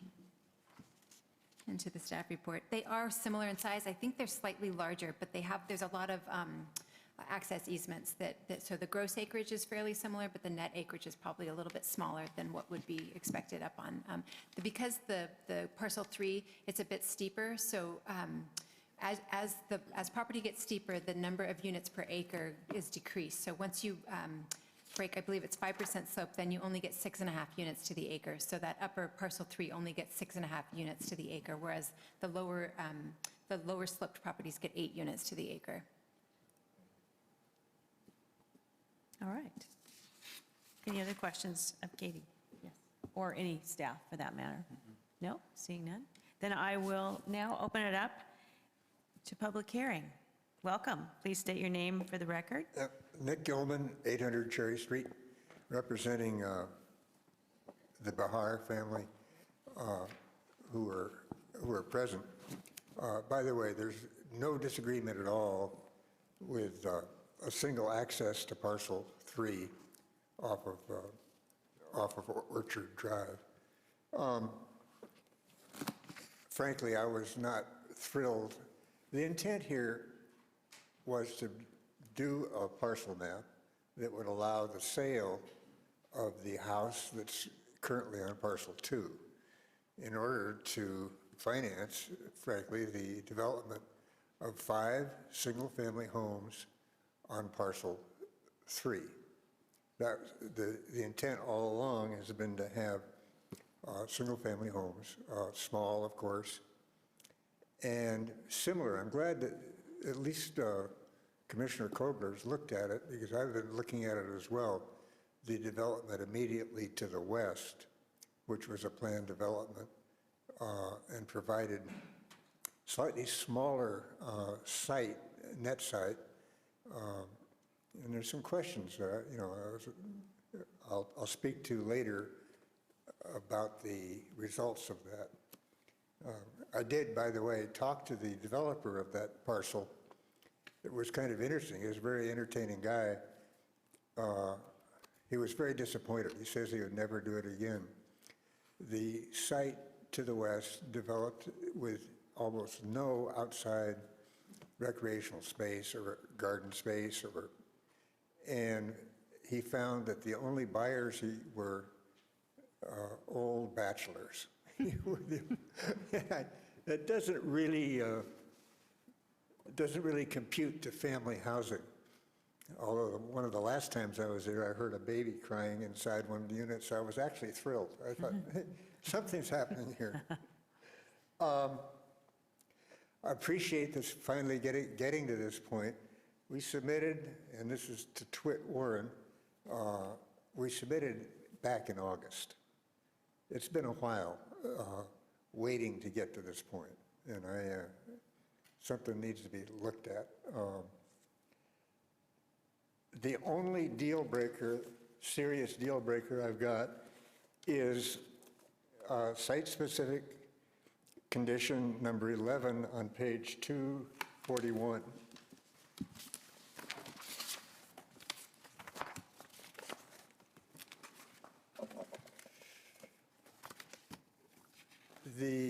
When we rebuild the curb gutter and sidewalk on Creston Road, the sidewalk will only be 30 feet from the garage. I cannot provide 10 foot of landscaping and backup space from a garage in 20 feet. Nick, what number was it? Number 11. Number 11. Page 241, number 11. Thank you.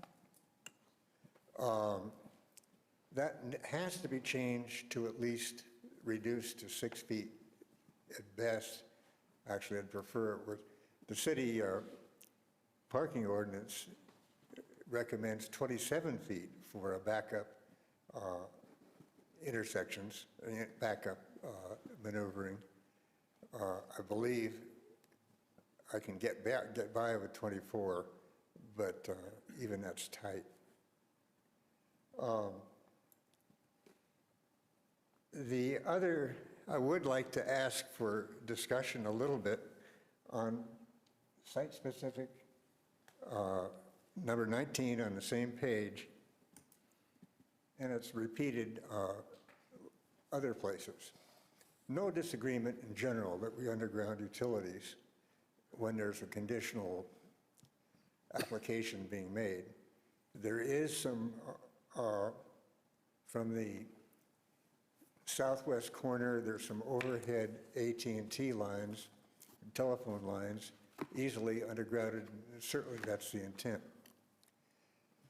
The overhead lines coming from the far side of Orchard are PG&E lines to the existing house on parcel 2. And those of you that are in construction and have dealt with PG&E recently may have some sympathy. I would really like to see a notice put on the parcel map that the utilities will be undergrounded, but at the time we develop parcel 3. Undergrounding, the power undoubtedly is going to come from the east side of Orchard, from the existing utilities on that side. We're going to have to underground Orchard, hopefully bore it instead of cut it, and provide a composite utility plan for all of the units on parcel 3. And it's going to be much simpler in dealing with PG&E and getting the project done to combine that with undergrounding simultaneously the existing service to parcel 2. I've talked to city engineer, and David's very accurately saying, well, what if a future buyer of parcel 2 says go to hell? I can't answer that. I agree. So, I mean, that is a problem. But if you can understand our side of it, we could certainly do the undergrounding much simpler with a combined project for the development of parcel 3. I hope I'm not confusing people. The only other item that I've got is going back to item 14. Oh, yeah, item 14 on the same page, 241. I know I'm going to lose on this, but I'm going to comment anyway. I knew when I submitted it that the city would ask for space, ask for dedication. It's sort of a knee-jerk reaction. Okay, I mean, I'm not surprised, and it's not a deal killer. But I'd like to point out, I think Mr. Kogler might comment too, having looked at the adjacent development. I'm jealous of all the space that's available on a small site, trying to provide affordable family housing on small sites. The 5 feet I'm jealous of, not from an economic point of view, but so that I can provide more space for the individual homes.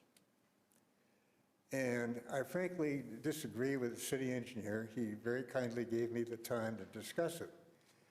I don't see that much traffic on Orchard Lane. I've been up there Orchard Drive, excuse me. I've been up there quite a few times. Very rarely see even one car while I'm, looking at the site and looking at the problems. There is a city standard for rural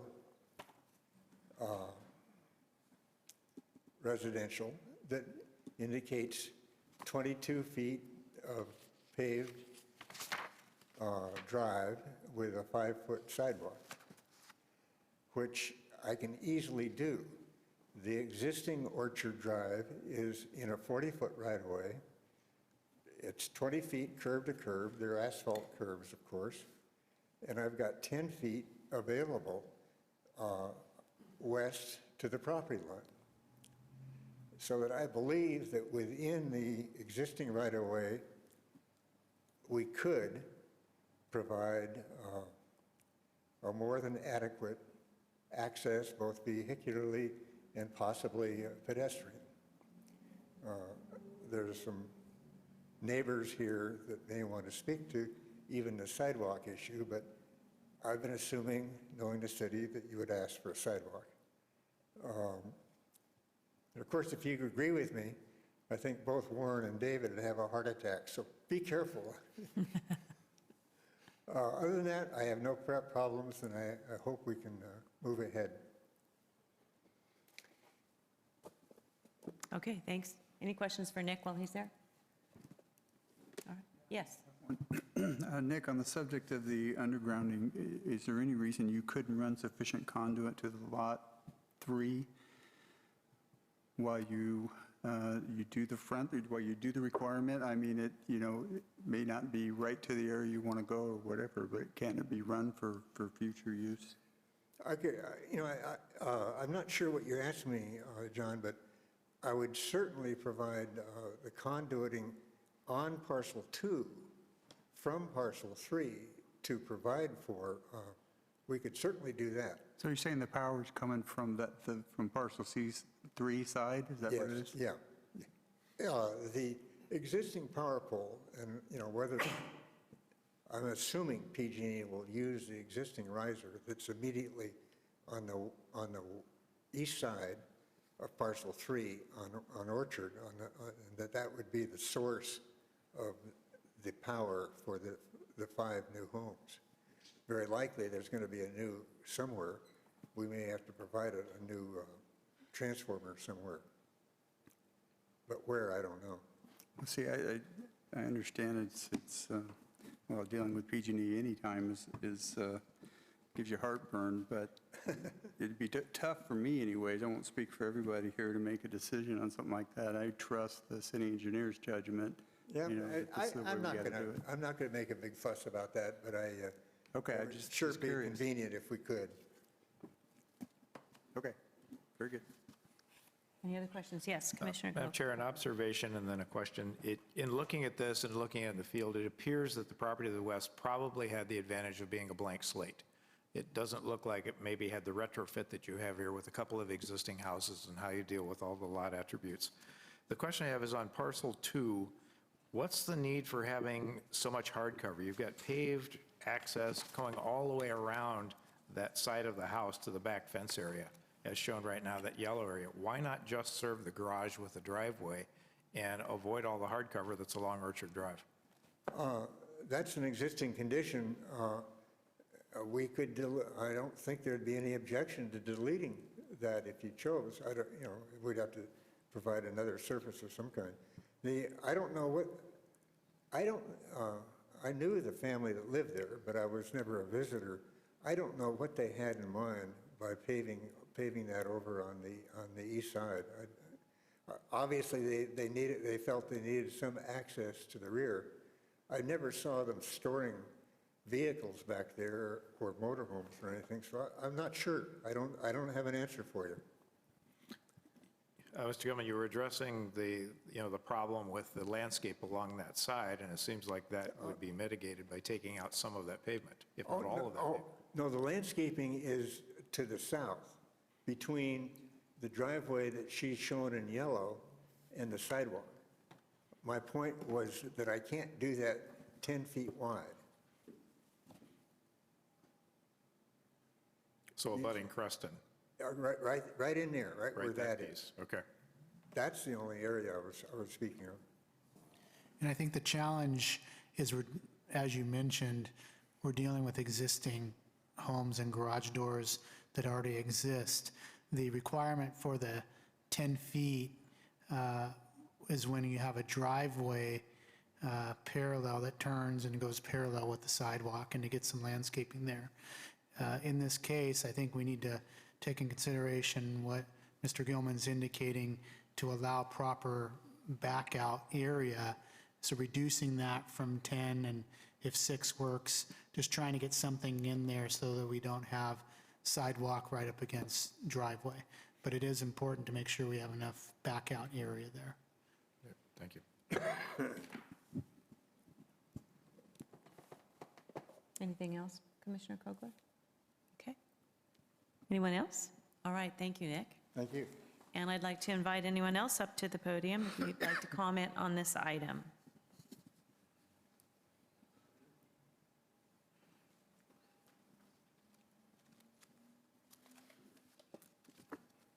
Good evening. Larry Werner, 741 Orchard Drive. I live about 4 houses above this project, and have had numerous conversations with my neighbors. And we are generally in favor of this project, and we'll really appreciate the improvements on the frontage on Creston Road, because the 2 projects that are to the west there, the 2 8-unit projects, they don't have there's no sidewalk for them to get from there over to the pedestrian crossing at the corner of Orchard on Creston Road to get to Daniel Lewis School. And so it's very dangerous. In fact, if you could show the tentative map, I've got some exhibits, but I don't think I need to really show them. Right there on the left of parcel 2 is a palm tree right there. But what's not shown on this tentative map is the fact that there is a storm drain that drops off in there, and you can hardly see it. And there was some kind of structure there that kind of guided you if you were a cyclist. And I've ridden my bike by here hundreds of times, and it just drops off. It's extremely dangerous. So having that curb gutter and sidewalk on there to allow kids and everybody to be able to walk along there is great, and we really appreciate that. That's going to be really good. The biggest issue that we have on Orchard Drive is traffic and parking. I've lived there over 30 years, and I've noticed an incredible increase in the amount of traffic, particularly since they paved Walnut Drive. Because people come down now Walnut, because it used to be really rough to go down Walnut. They come down Walnut and they come down Orchard Drive to go to school, and I can hear them every morning. So there is a lot of traffic. And then, especially in the afternoons, the cars come pick up their kids, they come up Orchard Drive, they turn around on Orchard, and they go back out on Crescent Road. When I walked down there to look at the project, in the time that I walked down there, 2 cars actually did that. And what happens is also on Orchard Drive, just a little bit to the right there, on the other side of the street, there's a number of people that park cars on the road. Orchard Drive is 20 feet wide with berms on each side or limitations. 20 feet that's 2 10-foot travel lanes. So it's very tight. So when people are parking along Orchard Drive, which I think is a code violation personally, you have to wait. If somebody else is coming the other direction, you have to stop. We went up there the other day, and there was 3 cars parked on the east side of Orchard Drive and a truck parked on the west side of Orchard Drive, and we couldn't get through in my car. We had to go to that house and ask them to move the truck so that we could get through the street. So that was the biggest issue that we had as a neighborhood, is the parking on Orchard Drive. So if this project, if they have to give 5 feet to be able to provide parking or some way to get people to park there and to have the on-site parking, I strongly encourage that for visitor parking. The 2 projects to the west, they all have lots of visitor parking. And when I was walking through there, the one immediately to the west had 6 visitor parking places and 4 of them had people parking in them. So it's important. Also like the idea of the one driveway because of the congestion that goes on right there at that part of the intersection. I think that we totally would agree with that. As far as parcel 2 goes, I think you brought up the hardcover issue that they park cars there on the side all the time. And not, you know, that it's really annoying or anything, but that's what they do. They don't use the garage. You can see there's weeds growing up in front of the garage door. So having a driveway to the garage is not useful unless you're actually using the garage. So that's kind of the actual condition there.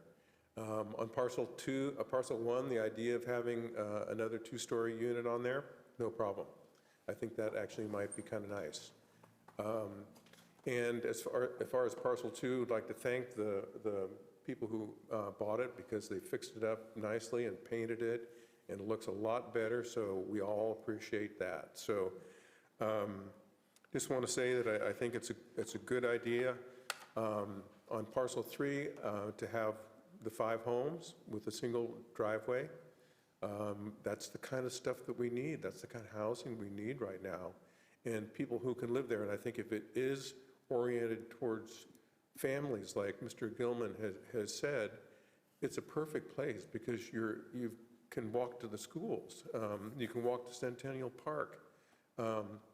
So I don't think anybody in our neighborhood that I talked to was opposed to having those. It was just about having the 4 driveways. So we're happy with that, with the 1 driveway. We encourage them to move forward on this project, and thank you very much. Thank you, Larry. Any questions for him before he leaves? All right. And I'd like to invite anyone else up to comment on this item. All right, then, seeing none, I will close the public hearing, public comment, and bring it back to commission for discussion. Do we have any questions that need to be answered from the public? I don't think so. I don't think we do. So, comments? I think there was a comment on, from the applicant's representative on item 14 and the offer to dedicate 5 feet, and maybe we could hear From staff on that? Mr. Athey, since he's here. Okay. Hi, David Athey, city engineer, I am here. Yeah, that's one of the hardest things to really do to an applicant, right? Ask for an offer of dedication because you're asking for land from them to build a public facility. And so we looked at this site, and it's a 40-foot right-of-way. It's from an antiquated subdivision that was done, many, many years ago. That was the standard back then when we drove Model A type cars and, older type cars. Today's, our modern standards calls actually for a 60-foot right-of-way. So when we look at this, I looked at the nearby areas and how they developed. There is a road just to the west of this parcel, same type of, development went on. And the city engineer at that time asked for I believe a 5-foot offer dedication from each side of that road when it developed. So that's what I do. I asked for each applicant to give half. So in this case, parcels 1, 2, and 3 would provide, or 2 and 3 would provide a 5-foot offer of dedication. When the lot across the street comes in for redevelopment, when it does, or if it ever does, we'll ask for a 5-foot offer of dedication from them to get the minimum road width we're looking for, which would be 2 travel lanes, 2 parking lanes, and sidewalks on both sides. Since parcel 3 is becoming more dense, we're really looking at that 5 feet to serve as that sidewalk down to Creston Road to aid in pedestrian circulation. So that's why I asked for the 5-foot offer of dedication on this side. Okay, thank you. And then there was also another question, I think, regarding undergrounding of PG&E. Would that, Chairman Davis, would that be? Yes, that would be great. Okay. For parcel 3, I think? Is that Yeah, correct? for parcel 2. So as you can see here, just to give you an idea what that is, it's a service drop from this pole right here, and it heads across, this is pretty rare, but it crosses Orchard Drive, and I think there's a meter box right here. I really understand the challenges with PG&E. I mean, a lot of applicants throughout the city, whether it's just simple building permit or something like this, are having challenges getting service from them, basically the design and then the installation. I understand that. The challenge is once parcel 2 is sold, there's no guarantee that I can't compel parcel 2 to let the applicant have access to their property to install a new service for their house, which is why we asked for it with the frontage improvements.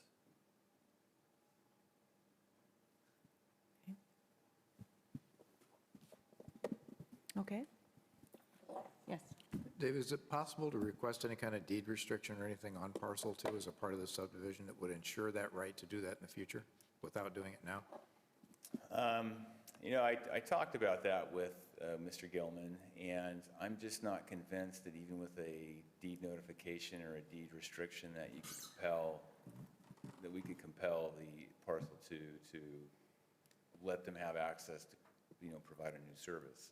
Now, if I owned parcel 2, I'd be like, yeah, come on in, provide a new service, but I just don't think there's a way to do that legally.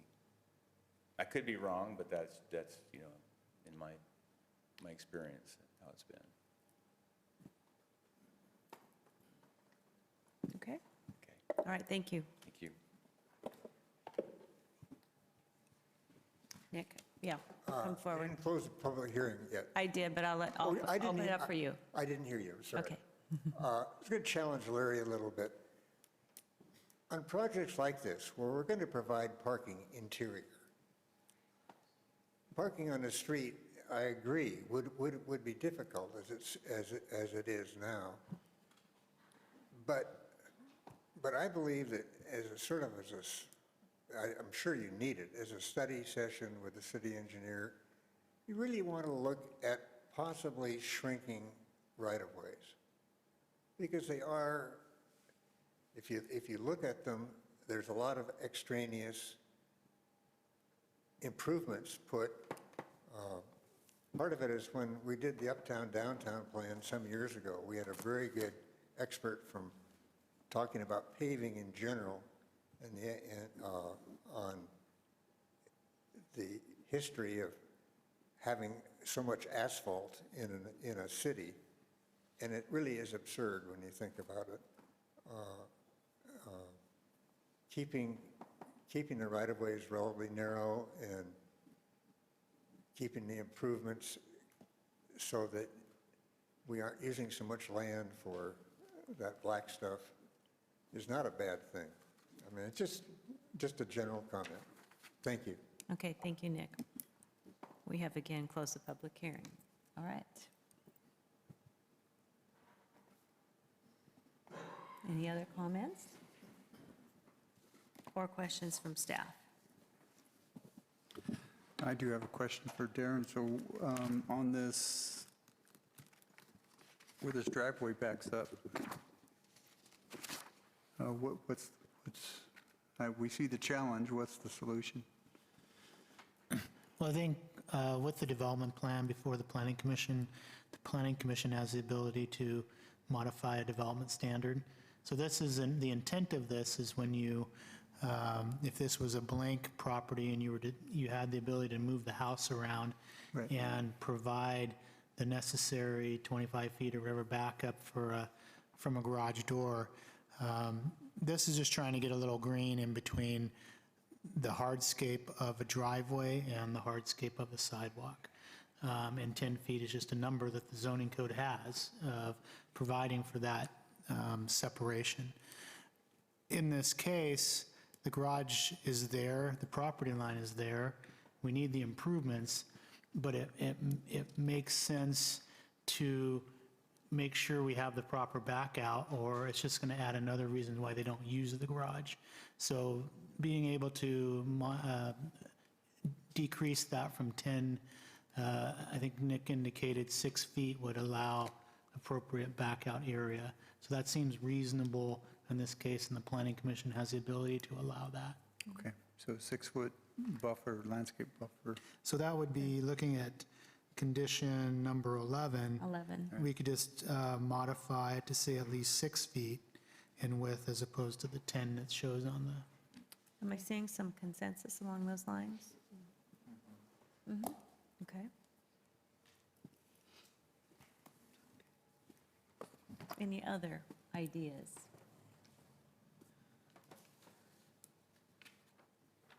The single driveway, is that something we want to talk about? Yeah, I'm fine with a single driveway, too. Part of the approval, okay. All right, I will entertain a motion if someone, Okay, Madam Chair, I move to approve draft resolution A, approving tentative parcel map 19-0064, subject to conditions of approval with the correction on number 11, where the landscape area would be reduced to 6 feet in width between the sidewalk and the driveway. okay, I And have a eliminating motion. number 6. Pardon me? And eliminating number 6.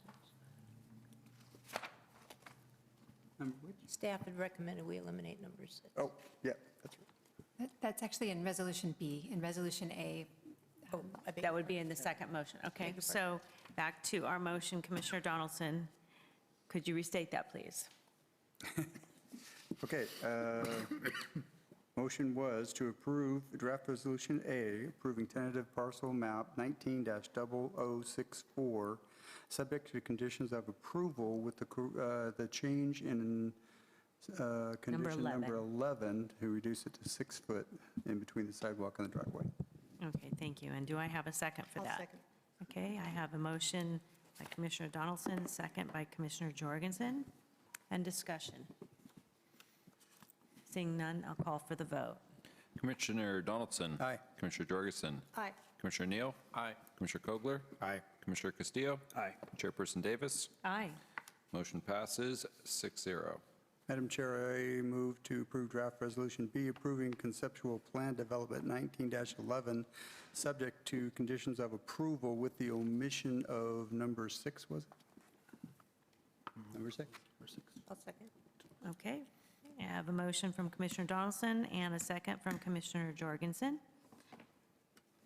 Discussion. We'll call for the vote. Commissioner Donaldson. Aye. Commissioner Jorgensen. Aye. Commissioner Neal. Aye. Commissioner Kogler. Aye. Commissioner Castillo. Aye. Chairperson Davis. Aye.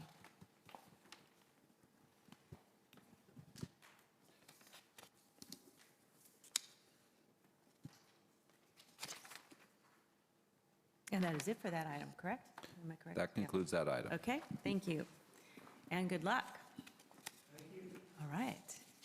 And moving on to Agenda Item 4, Plan Development PD 18-05, Conditional Use Permit CUP 18-08.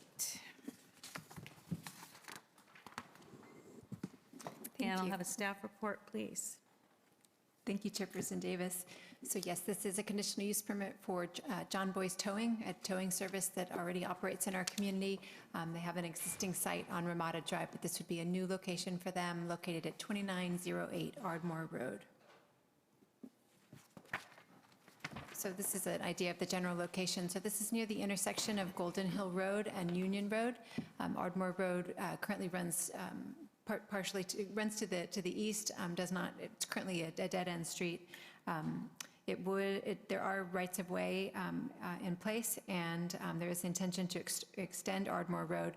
I believe some of the extension has already occurred that goes to Daniels Woodland and Spur Construction, but eventually would be extended up to Union Road, and then I think even to the east when Airport Road comes through and was part of the North Chandler Ranch specific plan when that comes someday. So Ardmore Road will be a collector street in the future. So along that extension of Ardmore Road that goes to the north, the city has purchased a piece of property. This is where the new emergency services facility will be located. In the not too distant future, we also have a proposal Planning Commission is likely to see for a future development along Union Road. So this area is changing. This is an area that has historically been large lot, single family properties, but it is zoned for commercial industrial projects, and we are seeing some changes out on Ardmore Road. So the site is, the land use designation from the general plan is commercial services. It has the zoning of C3 PD, commercial light industry with a plan development overlay. The site is not quite 2 acres, 1.76 acres. The slope is approximately 3%, so this is a pretty flat site. There is one native oak tree on the site, but the applicant does intend to retain that tree. So looking at a zoom in on the location, this is the second property in from Golden Hill Road. There actually are, I think, 3 residences on the site, and there are some other residences nearby. I've put stars on locations of existing residences. Actually on Gilead Road, there is a vacant lot, but we do have a building permit under consideration right now, so that will also have a single-family residence. So industrially zoned land, but developed with single-family residences. So we need to make sure that the site planning is sensitive to those uses. So the John Boy's Towing describes their business as operating 24 hours a day, 7 days a week. However, the site would primarily be used to store towed vehicles. They won't, there's not constant in and out on the site throughout the evening, throughout the night, but there would be some overnight deliveries of vehicles. There would be 2 tow truck operators operating out of this site. John Boy's does have several other locations within the county. I believe there's one in the 5 cities somewhere and one in San Luis Obispo. So this would sort of be the North County location. So two tow truck operators and an on-call manager operating. Down below, you see the view from Ardmore. There's the existing residences there on the left-hand side. That would be used as a caretaker for the business, and there's a proposed metal building that we'll discuss here on the next, not yet, but soon. So the site plan, Ardmore Road at the top there, north to the top of the screen. So this is the existing residence, would be retained as a caretaker. The proposed metal building there in red now. This is the proposed tow yard. I believe it has let me get my note here. It's just under 30,000 square feet of outdoor storage yard. About 27,000 square feet would be included. That would be on a decomposed granite surface, a DG surface. The site plan shows 28 parking spaces.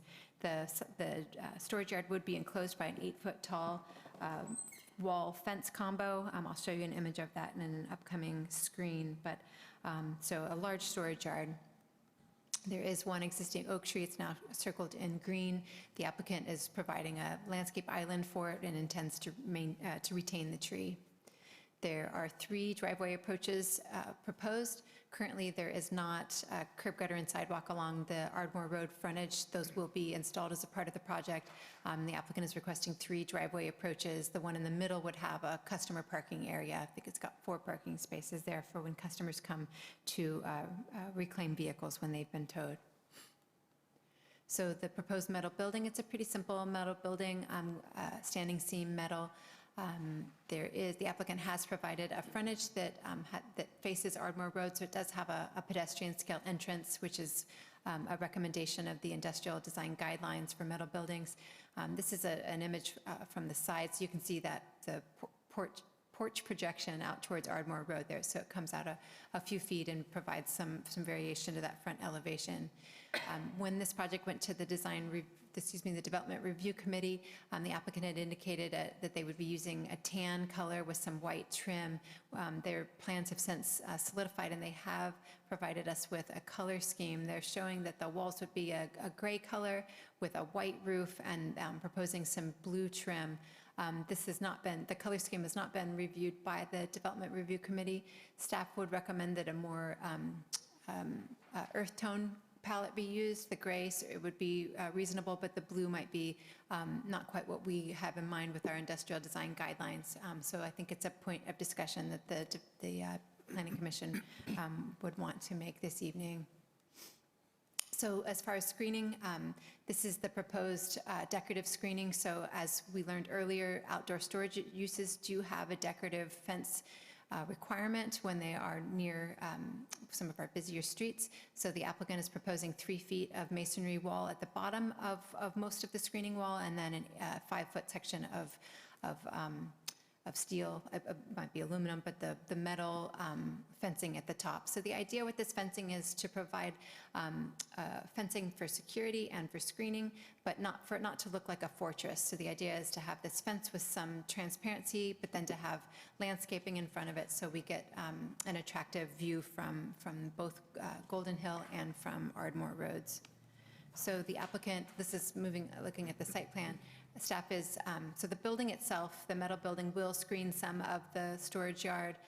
This orange area is now showing where the decorative fence would be proposed. It does go all along the front of the property where there are some gates that would be open at times, but when those are closed, you'll have decorative fencing around this whole area. The DRC did recommend that the decorative fencing be extended along that the southwest property corner, so you see an area where it extends. This is to improve the view from Golden Hill Road. The site, there is a commercially zoned property just to the south of this property. It currently has a single-family residence on it, and so there aren't very many structures. You can see this site fairly well from Golden Hill. So the wrapping of the more decorative fence is shown here to screen from that view. The remainder of the fencing, this blue area, would be a chain link fence. So it wouldn't provide as much screening, but there would be landscaping in front of it to, continuously. There are also some eucalyptus trees along the southeast property line that would go some way towards screening the use. The purple areas there are shown. Those are the gates that are proposed. So these green areas are some of the landscaping proposed. There's a condition of approval that requires continuous shrubs that would reach at least a 6-foot height continuously along the edge of the storage yard. So the applicant has shown those bushes being shown there. So those are all kind of highlighted in green.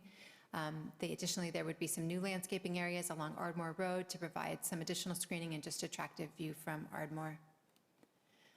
So a big concern, as I sort of alluded to before, was noise. I've superimposed the site plan there on the property. We just happened to have our noise consultant in town last week, and he went over this project with me. So we looked at the distances of the storage yard from all the existing residences. So to the east, there's a residence that's about 150 feet away. To the south, there are some residences that are about 400 feet away. to the southwest. The property there, the house there is about 275 feet away.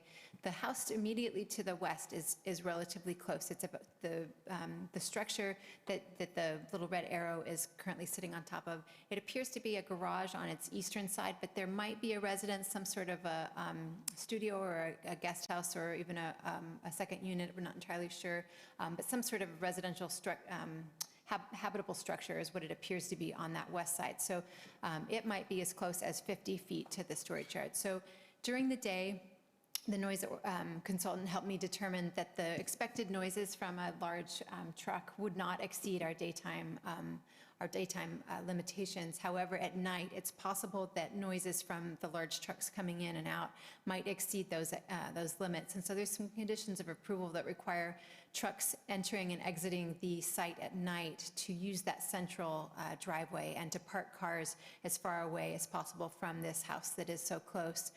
So we would use distance to prevent too much noise from reaching that house there to the west of the property.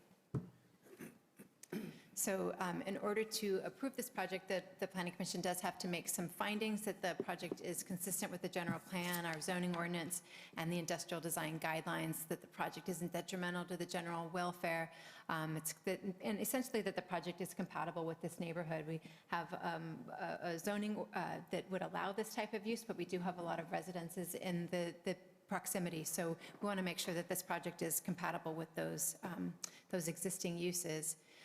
The project is exempt from the California Environmental Quality Act as a Class 32 exemption.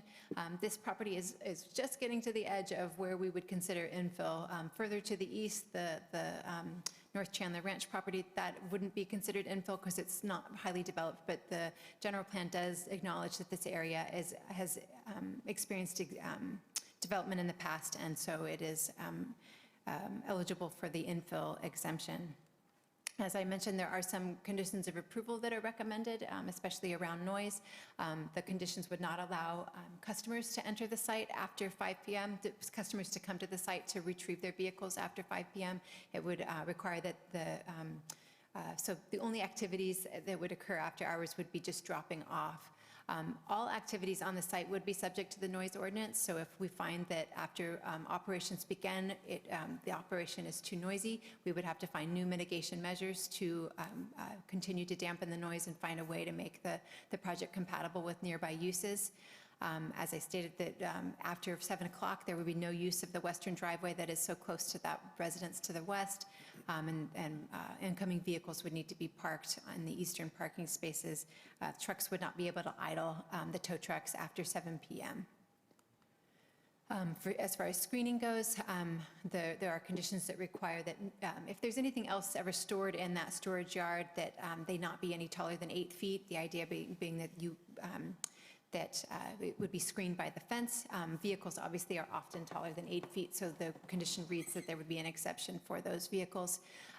Before any storage occurs on the site, the decomposed granite surface and the screening need to be entirely installed before they can start storing vehicles here. The shrubs need to be a continuous 6 foot, at least 6 feet tall. Taller is a good thing, but in combination with the fence, at least a 6-foot shrub. Street trees need to be installed. They need to retain the eucalyptus trees at the rear property line, and the zoning ordinance requires that fences not exceed 8 feet in height. There's some additional conditions of approval in the resolution before you. One would be that the property is not used to dismantle vehicles. We don't want to see an auto picking yard at this site. This would just be for storing. The arborist report will need to be updated to make sure that we've provided enough space for that oak tree that it has a viable chance at surviving. There's a condition that all exterior lights be shielded and that staff do a nighttime inspection before we allow them to start to operate to make sure that those lights are sufficiently shielded. As I stated, there's a condition currently that reads that the colors for the building be earth tone colors. There is the applicant has now shown us that they intend to use some color, the blue color in particular that's not earth tone, so the Planning Commission either needs to alter that condition of approval or leave it as is, and we need to discuss colors.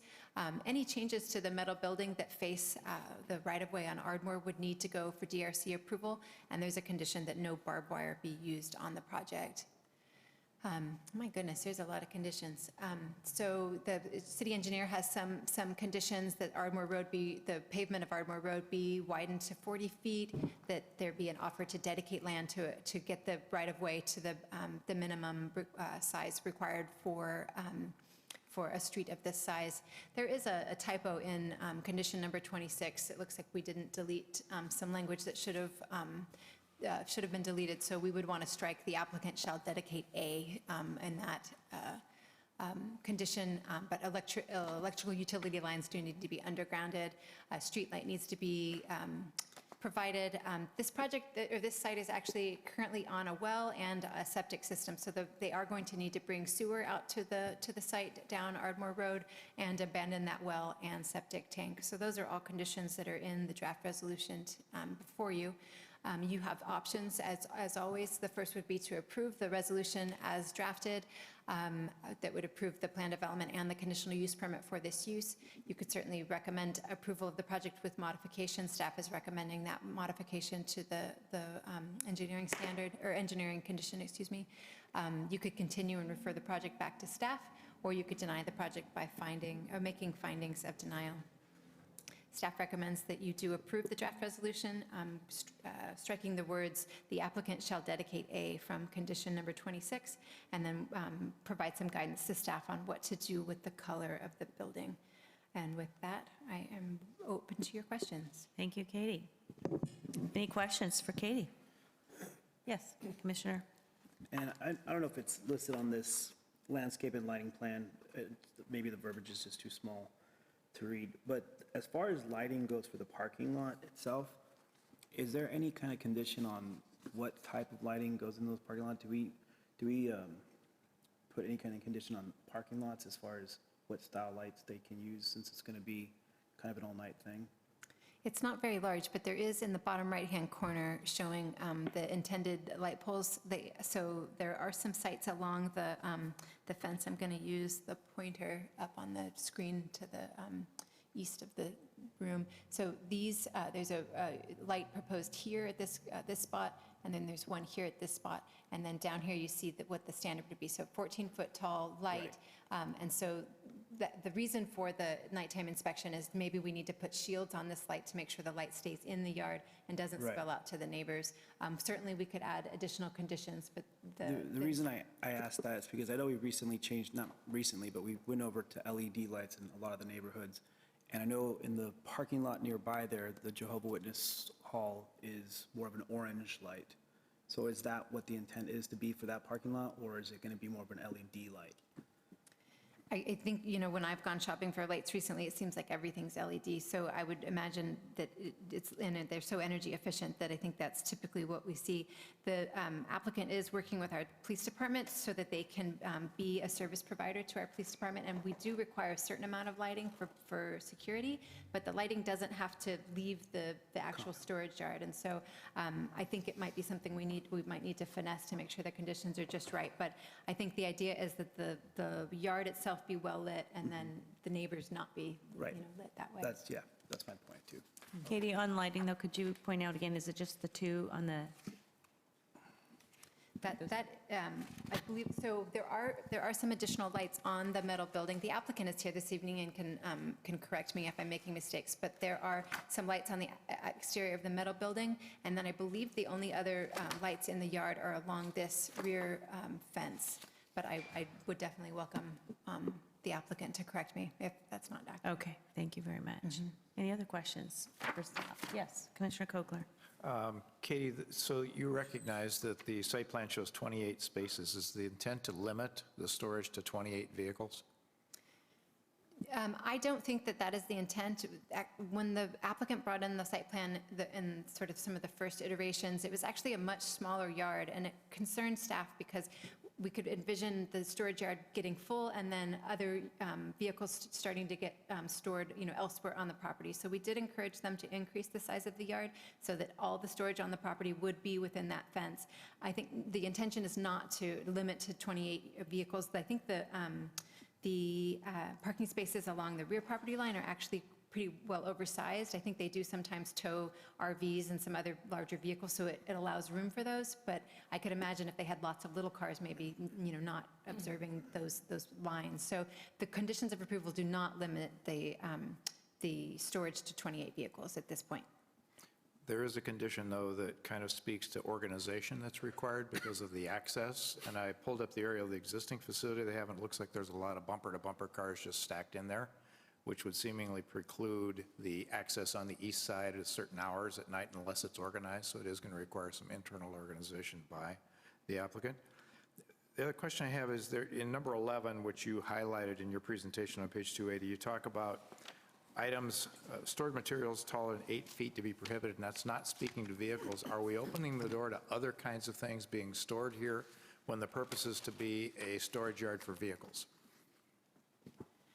Certainly was not my intention. I think just it seems like when you have a storage yard and there's a fence, sometimes other things get stored. I think if we want to alter the condition that nothing else but vehicles be stored here, then we should do that. The intent was just, operations that, the idea was to screen whatever's in there, but point taken.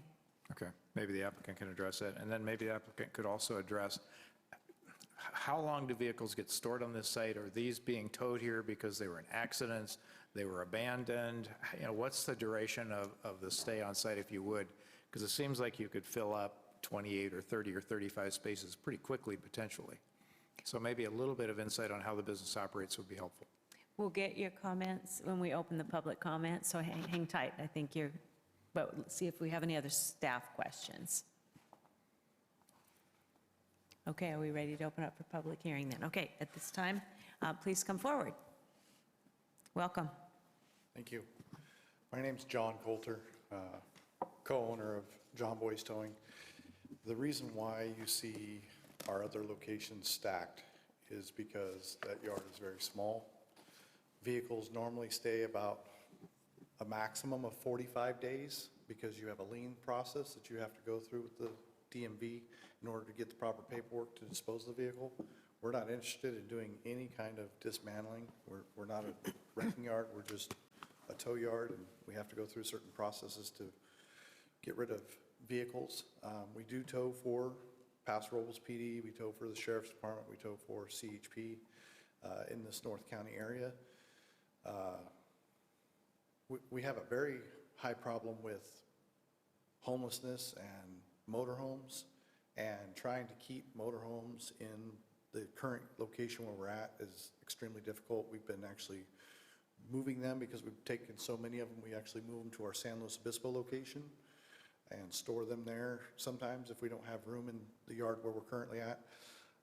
We also stack them in a manner as cars come in, we rotate and move stuff. If it's crashed and it doesn't move, then it's obviously going to be set aside where it's easy access for transport for an insurance company or for the salvage yard to take it.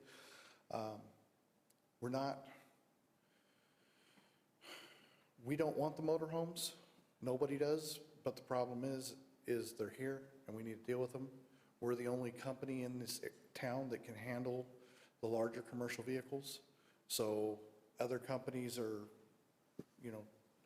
declining them from the police department, and we're having to take them. We have a little bit of a discrepancy on the fencing because what you guys are asking for, yes, it looks pretty, but it also does not shield. And some of these vehicles are not in that good a shape. A lot of the motorhomes are not in that good a shape. I understand the 6-foot bushes or trees that you're asking for, but if you have motorhomes, which we're going to try and keep everything to the far east side of the lot as far as bigger stuff because it's more shielded back in that bottom corner, and come in that way. And in the evening hours, we're not a busy after hours. I mean, we might do in a weekend, we might be 2 or 3 after hours for law enforcement that would come into the yard. We're not totally busy except for fair time is probably when we get busy. But other than that, we're pretty low key. Any other questions for the applicant? Yes. Yeah, I think you alluded to it. So you guys do have the large semi-truck We do have, tows? yes, we do Okay, have. and you'll be using them at this location? We would have one at that location. Okay. But it would not be leaving at all hours of the night. I mean, normally when we go out with the big truck, you're gone for hours and then come back, shut it down, park it. We're not going to be doing idling. I mean, fuel is $4.50 a gallon. Those trucks don't get good fuel economy. I don't like my guys idling my trucks anyway. So, I mean, we are very, if you go to any of our other locations, we try and fit in. Nobody wants to be next door to a tow yard. I mean, let's face it, we don't have a good image to the public, but when we started our company, that was our goal, was to change the image of the general public of what they view our industry as. And we go above and beyond to try and shield whatever, wrecked cars or carnage that you see, so that it's not bad being our neighbor. I mean, I live next to my yard in Oceano, and we have wisteria all up on the fence because it's a very aggressive and fast-growing plant. It's drought-resistant, and it's a beautiful plant. We try and do what we can to be a good neighbor. So in short, I hear you saying you're comfortable with all these conditions of approval as far as the timing and hours of operation and so forth? Yes, I don't really see any major issues. I mean, the only one that really concerns me is the fencing that they're requesting, just because, one, to tow for law enforcement, you're supposed to have barbed wire. And maybe the police department will kind of oversee that, because we're supposed to have barbed wire, we're supposed to have some kind of lighting in the yard and cameras. So we're going to have cameras up. The 2 lights in the back are going to be LED. I'm big on trying to save whatever money I can, be more efficient, and try and shield it. I mean, where that property line or where that yard line isn't all the way down. So, I mean, it should be fairly easy to shield that light. So you're not happy with that type of fencing? I mean, short of barbed wire, what is your idea? Well, I mean, if that's what we have to go with, that's what we have to go with. It's just, to me, it's not very, it doesn't shield any of what we're going to be storing. If you're trying to paint a good image, I'm being honest. If you open up my gates in any of my yards, it's not pretty. And, I mean, you guys talked about a chain link fence on the first item with the black framing and the wood-looking slats. To me, if I could get that in 8 foot, that's what I would put. That looks good, and it shields everything. It's not on a major roadway. I mean, if you guys want the wrought iron up front, that's fine. There's not a lot of traffic on Ardmore. Seems like There's the a lot chain of link traffic over on the Golden Hill side. Seems like the chain link would be more vulnerable, though, to somebody who wanted to snip it and access inside. Okay, I was just curious on your opinion on that. Appreciate it. No, I mean, fences are for honest people. If they want in, it doesn't matter what you put up, they're going to find a way in. So, And Mr. Coulter, you said that law enforcement likes the barbed wire. Is that for keeping people from climbing over, or what is? it's to try and prevent people from climbing over, but like John said, I mean, if somebody wants in, snipping a gate, why are they going to risk going over barbed wire? They could just cut the wire. I mean, and the wrought iron, you could just put a bottle jack in there and jack it open and walk right in. I mean, if you want in, you're going to get in. So it doesn't matter what kind of fencing it is. But Okay. my concern is, along the Golden Hill side, you're not going to have a lot of shielding. And if you guys are trying to beautify it and make it look presentable, I think the black chain link with the slats would look a lot better along that Golden Hill and the south side. Is the current fence design has 3 feet or 4 feet of block and then the wrought iron above it? Yes, ma'am. Is the point of the block to keep somebody from breaking in and taking their car, or was that city recommendation? That's because city recommendation Okay, is block so- masonry. So people breaking in, is it to try and get their car out of there, or to just steal parts, or what's your experience? honestly, the few problems that we've had was people wanting to get their car out and not wanting to pay for it. That's why I'm wondering if a partial masonry as is shown, and then maybe something else on top, if that's beneficial to you for security, not so much. I don't think so. Okay. I mean, if they want in, you have the gates that are going to be your weakest Okay. point. Okay, thank you. Any other questions? Yes, Commissioner Kogler. Have you you've got a caretaker adjacent to this one. Is that the case in your Ramada Drive location now too, or is that just a yard that sits there? Ramada Drive is just a yard with an office. That's all it is right now. Okay. So that may help at least a little bit to have eyes on the facility. Did I understand you to say that you have problems at your current location with recreational vehicles being occupied at various times? Did I hear that? Occupied. Okay. I thought they were being used as a transient lodging or something. Absolutely not. Okay. So nobody is penetrating fencing right now for that kind of a purpose? No. Okay. Okay. Thank you, because I had a similar question, yeah. Any other questions or comments? Thank you then. Thank you very much. And any other comments from the audience? Seeing none, then I will close the public hearing and bring it back to commission for discussion.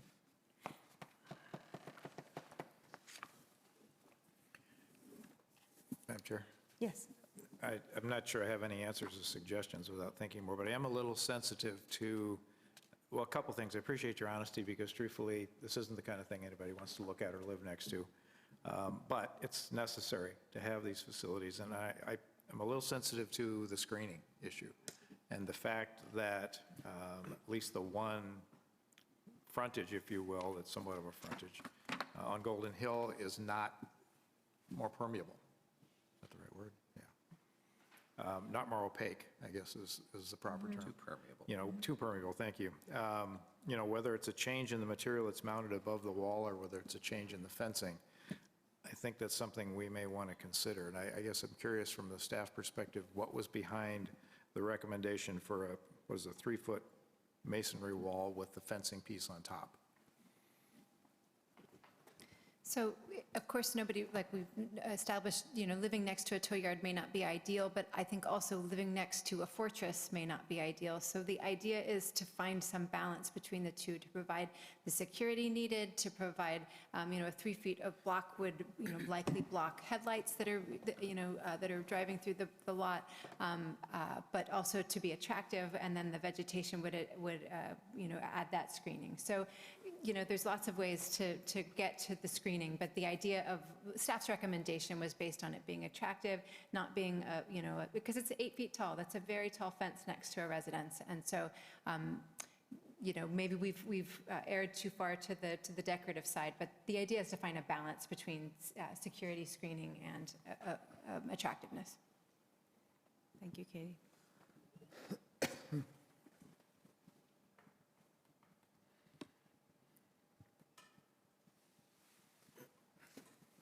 Katie, the landscape plan, correct me if I'm wrong, I mean, is this the level of detail that we're seeing right now?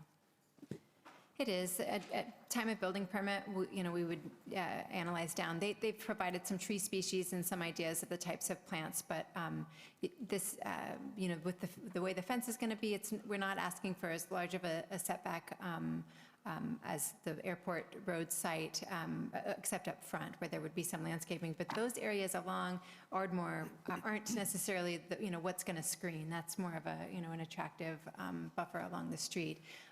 So this would just be continuous. It wouldn't be a very deep landscape. So the idea would be that staff would approve species selection, and but it would serve that function of screening.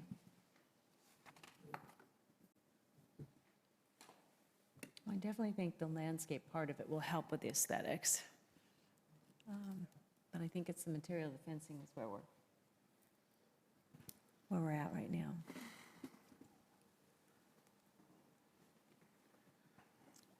So, Madam Chair, Okay. no more questions. I'll make a motion. If I could ask Katie to bring up the recommendations with the changes, I can go from there.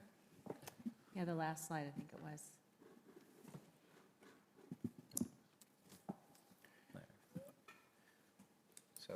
I'd like to move approval of Resolution A, approving PD 1805 and CUP 1808 with the following amendments. Condition 26, strike the words, "The applicant shall dedicate A," and I would like to leave the requirement for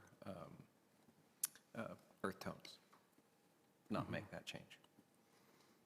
And not make that change? And not make the change. Leave the requirement to earth tones. To earth tones, Thank you. okay. Yeah. I wanted to clarify that. I'll So second. we're, okay, I have a second from Commissioner Donaldson. And discussion on that. Seeing none, I will call for the vote. Commissioner Neal? Aye. Commissioner Donaldson? Aye. Commissioner Castillo? Aye. Commissioner Jorgensen? Aye. Commissioner Kogler? Aye. Chairperson Davis? Aye. Motion passes 6-0. All right, good luck.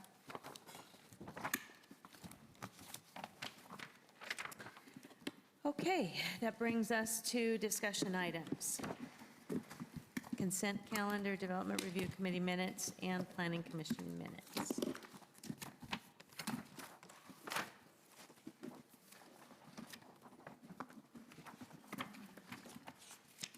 We'd like to do those separately? Do those collectively then, okay? You can do them together with the Planning Commission minutes. Okay, do I have a motion for approval? I move to approve consent calendar as written. All right, I have a motion from Commissioner Donaldson. Do I have a second? Second. And I'm going to give it to Commissioner Kogler. Discussion. Call for the vote. Commissioner Donaldson? Aye. Commissioner Kogler? Aye. Commissioner Neal? Aye. Commissioner Castillo? Aye. Commissioner Jorgensen? Aye. Chairperson Davis? Aye. Motion passes 6-0. Okay. And that brings us to other reports, other committee reports, housing constraints, followed by specific plan ad hoc. Yes, so the Housing Constraints Committee met in February. They're acting as the steering committee for the housing element update. They reviewed potential sites for affordable housing projects throughout the community. They are scheduled to meet again with the consultant in March. We're working toward probably a joint session with the City Council and the entire Planning Commission, likely in May, to look at a draft document. We do need to get a draft into the state of California this summer for a review so that we can adopt the housing element before the end of the year, which is the requirement. Okay. So I have a question. Yes. This is Commissioner Donaldson's last meeting. Commissioner Donaldson was appointed to that committee. Is there, do we make another request to the council, or do we just leave it with one? No, we'll definitely want that position filled. I think at your next meeting, when we do the actual reorganization and election, if we have any vacancies on any of our committees, we should reappoint at that point. Thank you. Okay. All right, thank you. And we do appreciate your representing us on the Housing Constraints Committee, John. Thank you. And Special Plan Ad Hoc Committee? We're done there? Specific plan ad hoc? Yeah, specific So plan, we haven't sorry. had any meetings recently. The Olson specific plan was approved by the city council last week. The ordinances come back for second reading next meeting. After 30 days, all the entitlements will be in effect if all goes ahead. So that's I think, good news in terms of the specific plan process. In addition, we have the Beechwood specific plan. We are currently working to get the EIR released on that project by early March, hopefully the end of next week. As that document becomes available, we'll be providing that to the Planning Commission, so you have plenty of time to review that. We're scheduled right now to release the Gateway EIR this Friday. We'll also be providing copies of that, although that's not a specific plan. It is a large master plan annexation project, similar to a specific plan. So that would be provided to the Planning Commission as soon as that's available as well. Been busy. Okay, Planning Commission comments, and I'll start to my left, Commissioner Kogler. Just a question following up, if I may, Warren. So will we be notified by Rachel or somebody that those are available for pickup in the library per usual kind of notebooks? The EIRs? Yes. Yeah. Okay. We'll either notify you or we'll make them, we'll bring them to your next meeting. It'll depend on when they're actually printed. Okay, thank you. Nothing other than to thank and congratulate our commissioner down the other end for service to the city, and the time that I spent at least with you here is very limited, but you've been a welcome fresh breath of fresh air on a number of things, and I've appreciated your perspective and viewpoints. All right, Commissioner Neal? Yeah, what he said. Yeah, I Thank you, know. John, very much. Thank you, John. It's been a joy. Absolutely.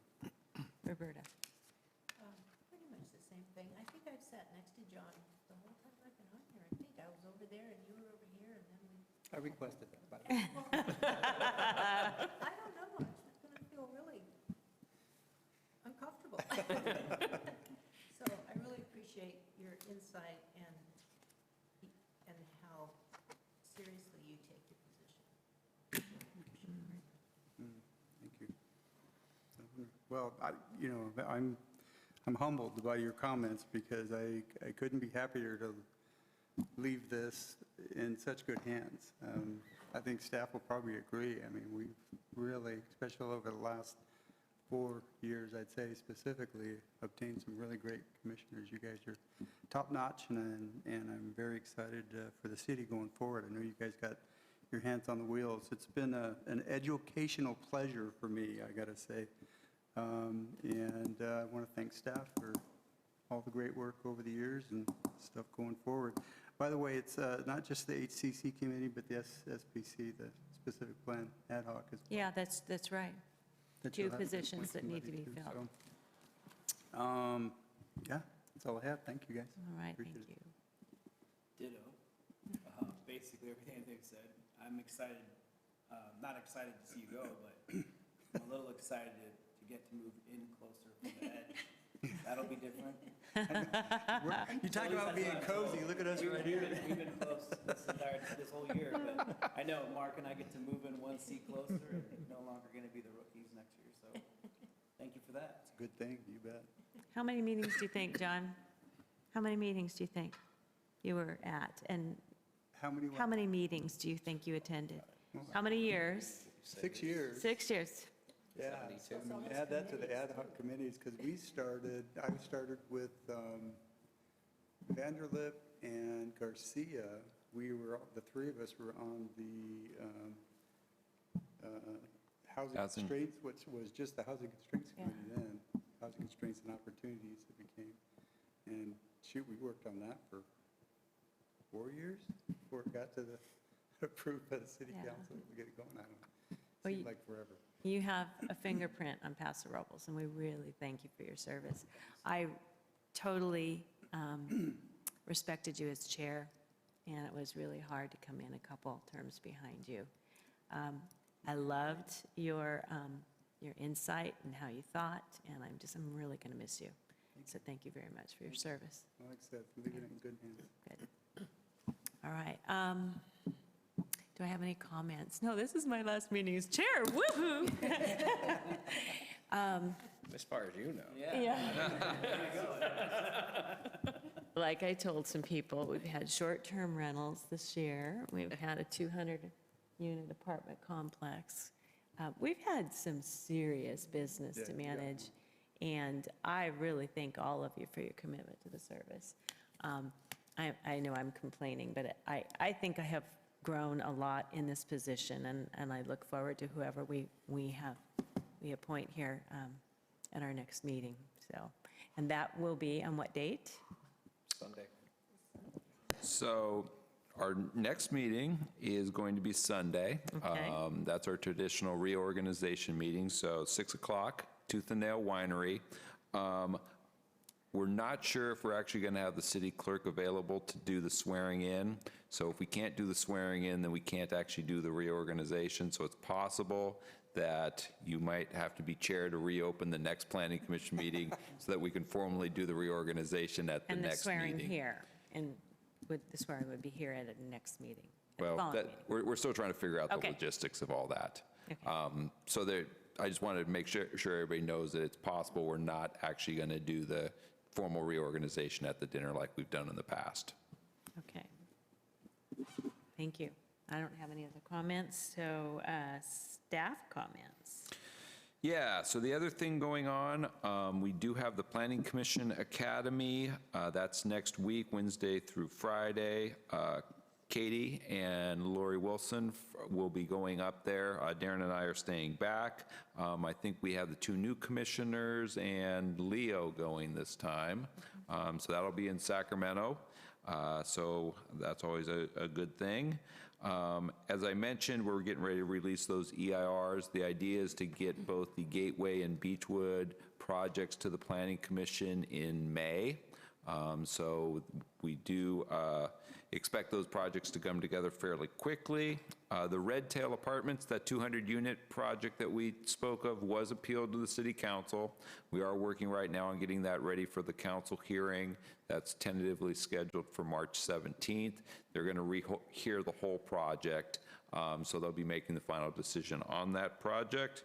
Our next meeting should be a fairly light meeting. We'll probably have to do some reorganization appointments. We have a couple time extensions, but it'll probably be a good meeting for some new commissioners. We have a downtown park project that'll probably be ready in later March. And then our planning secretary, Rachel, she's actually leaving the city.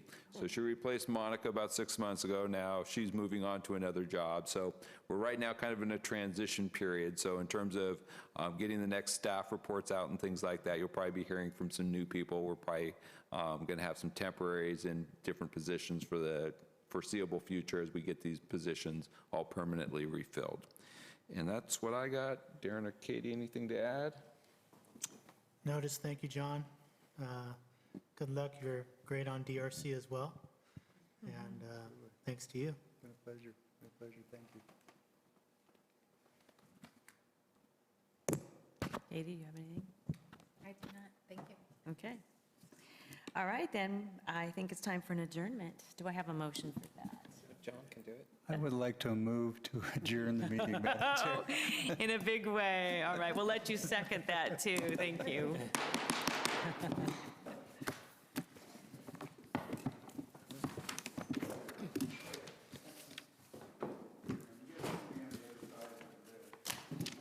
Yeah, we will.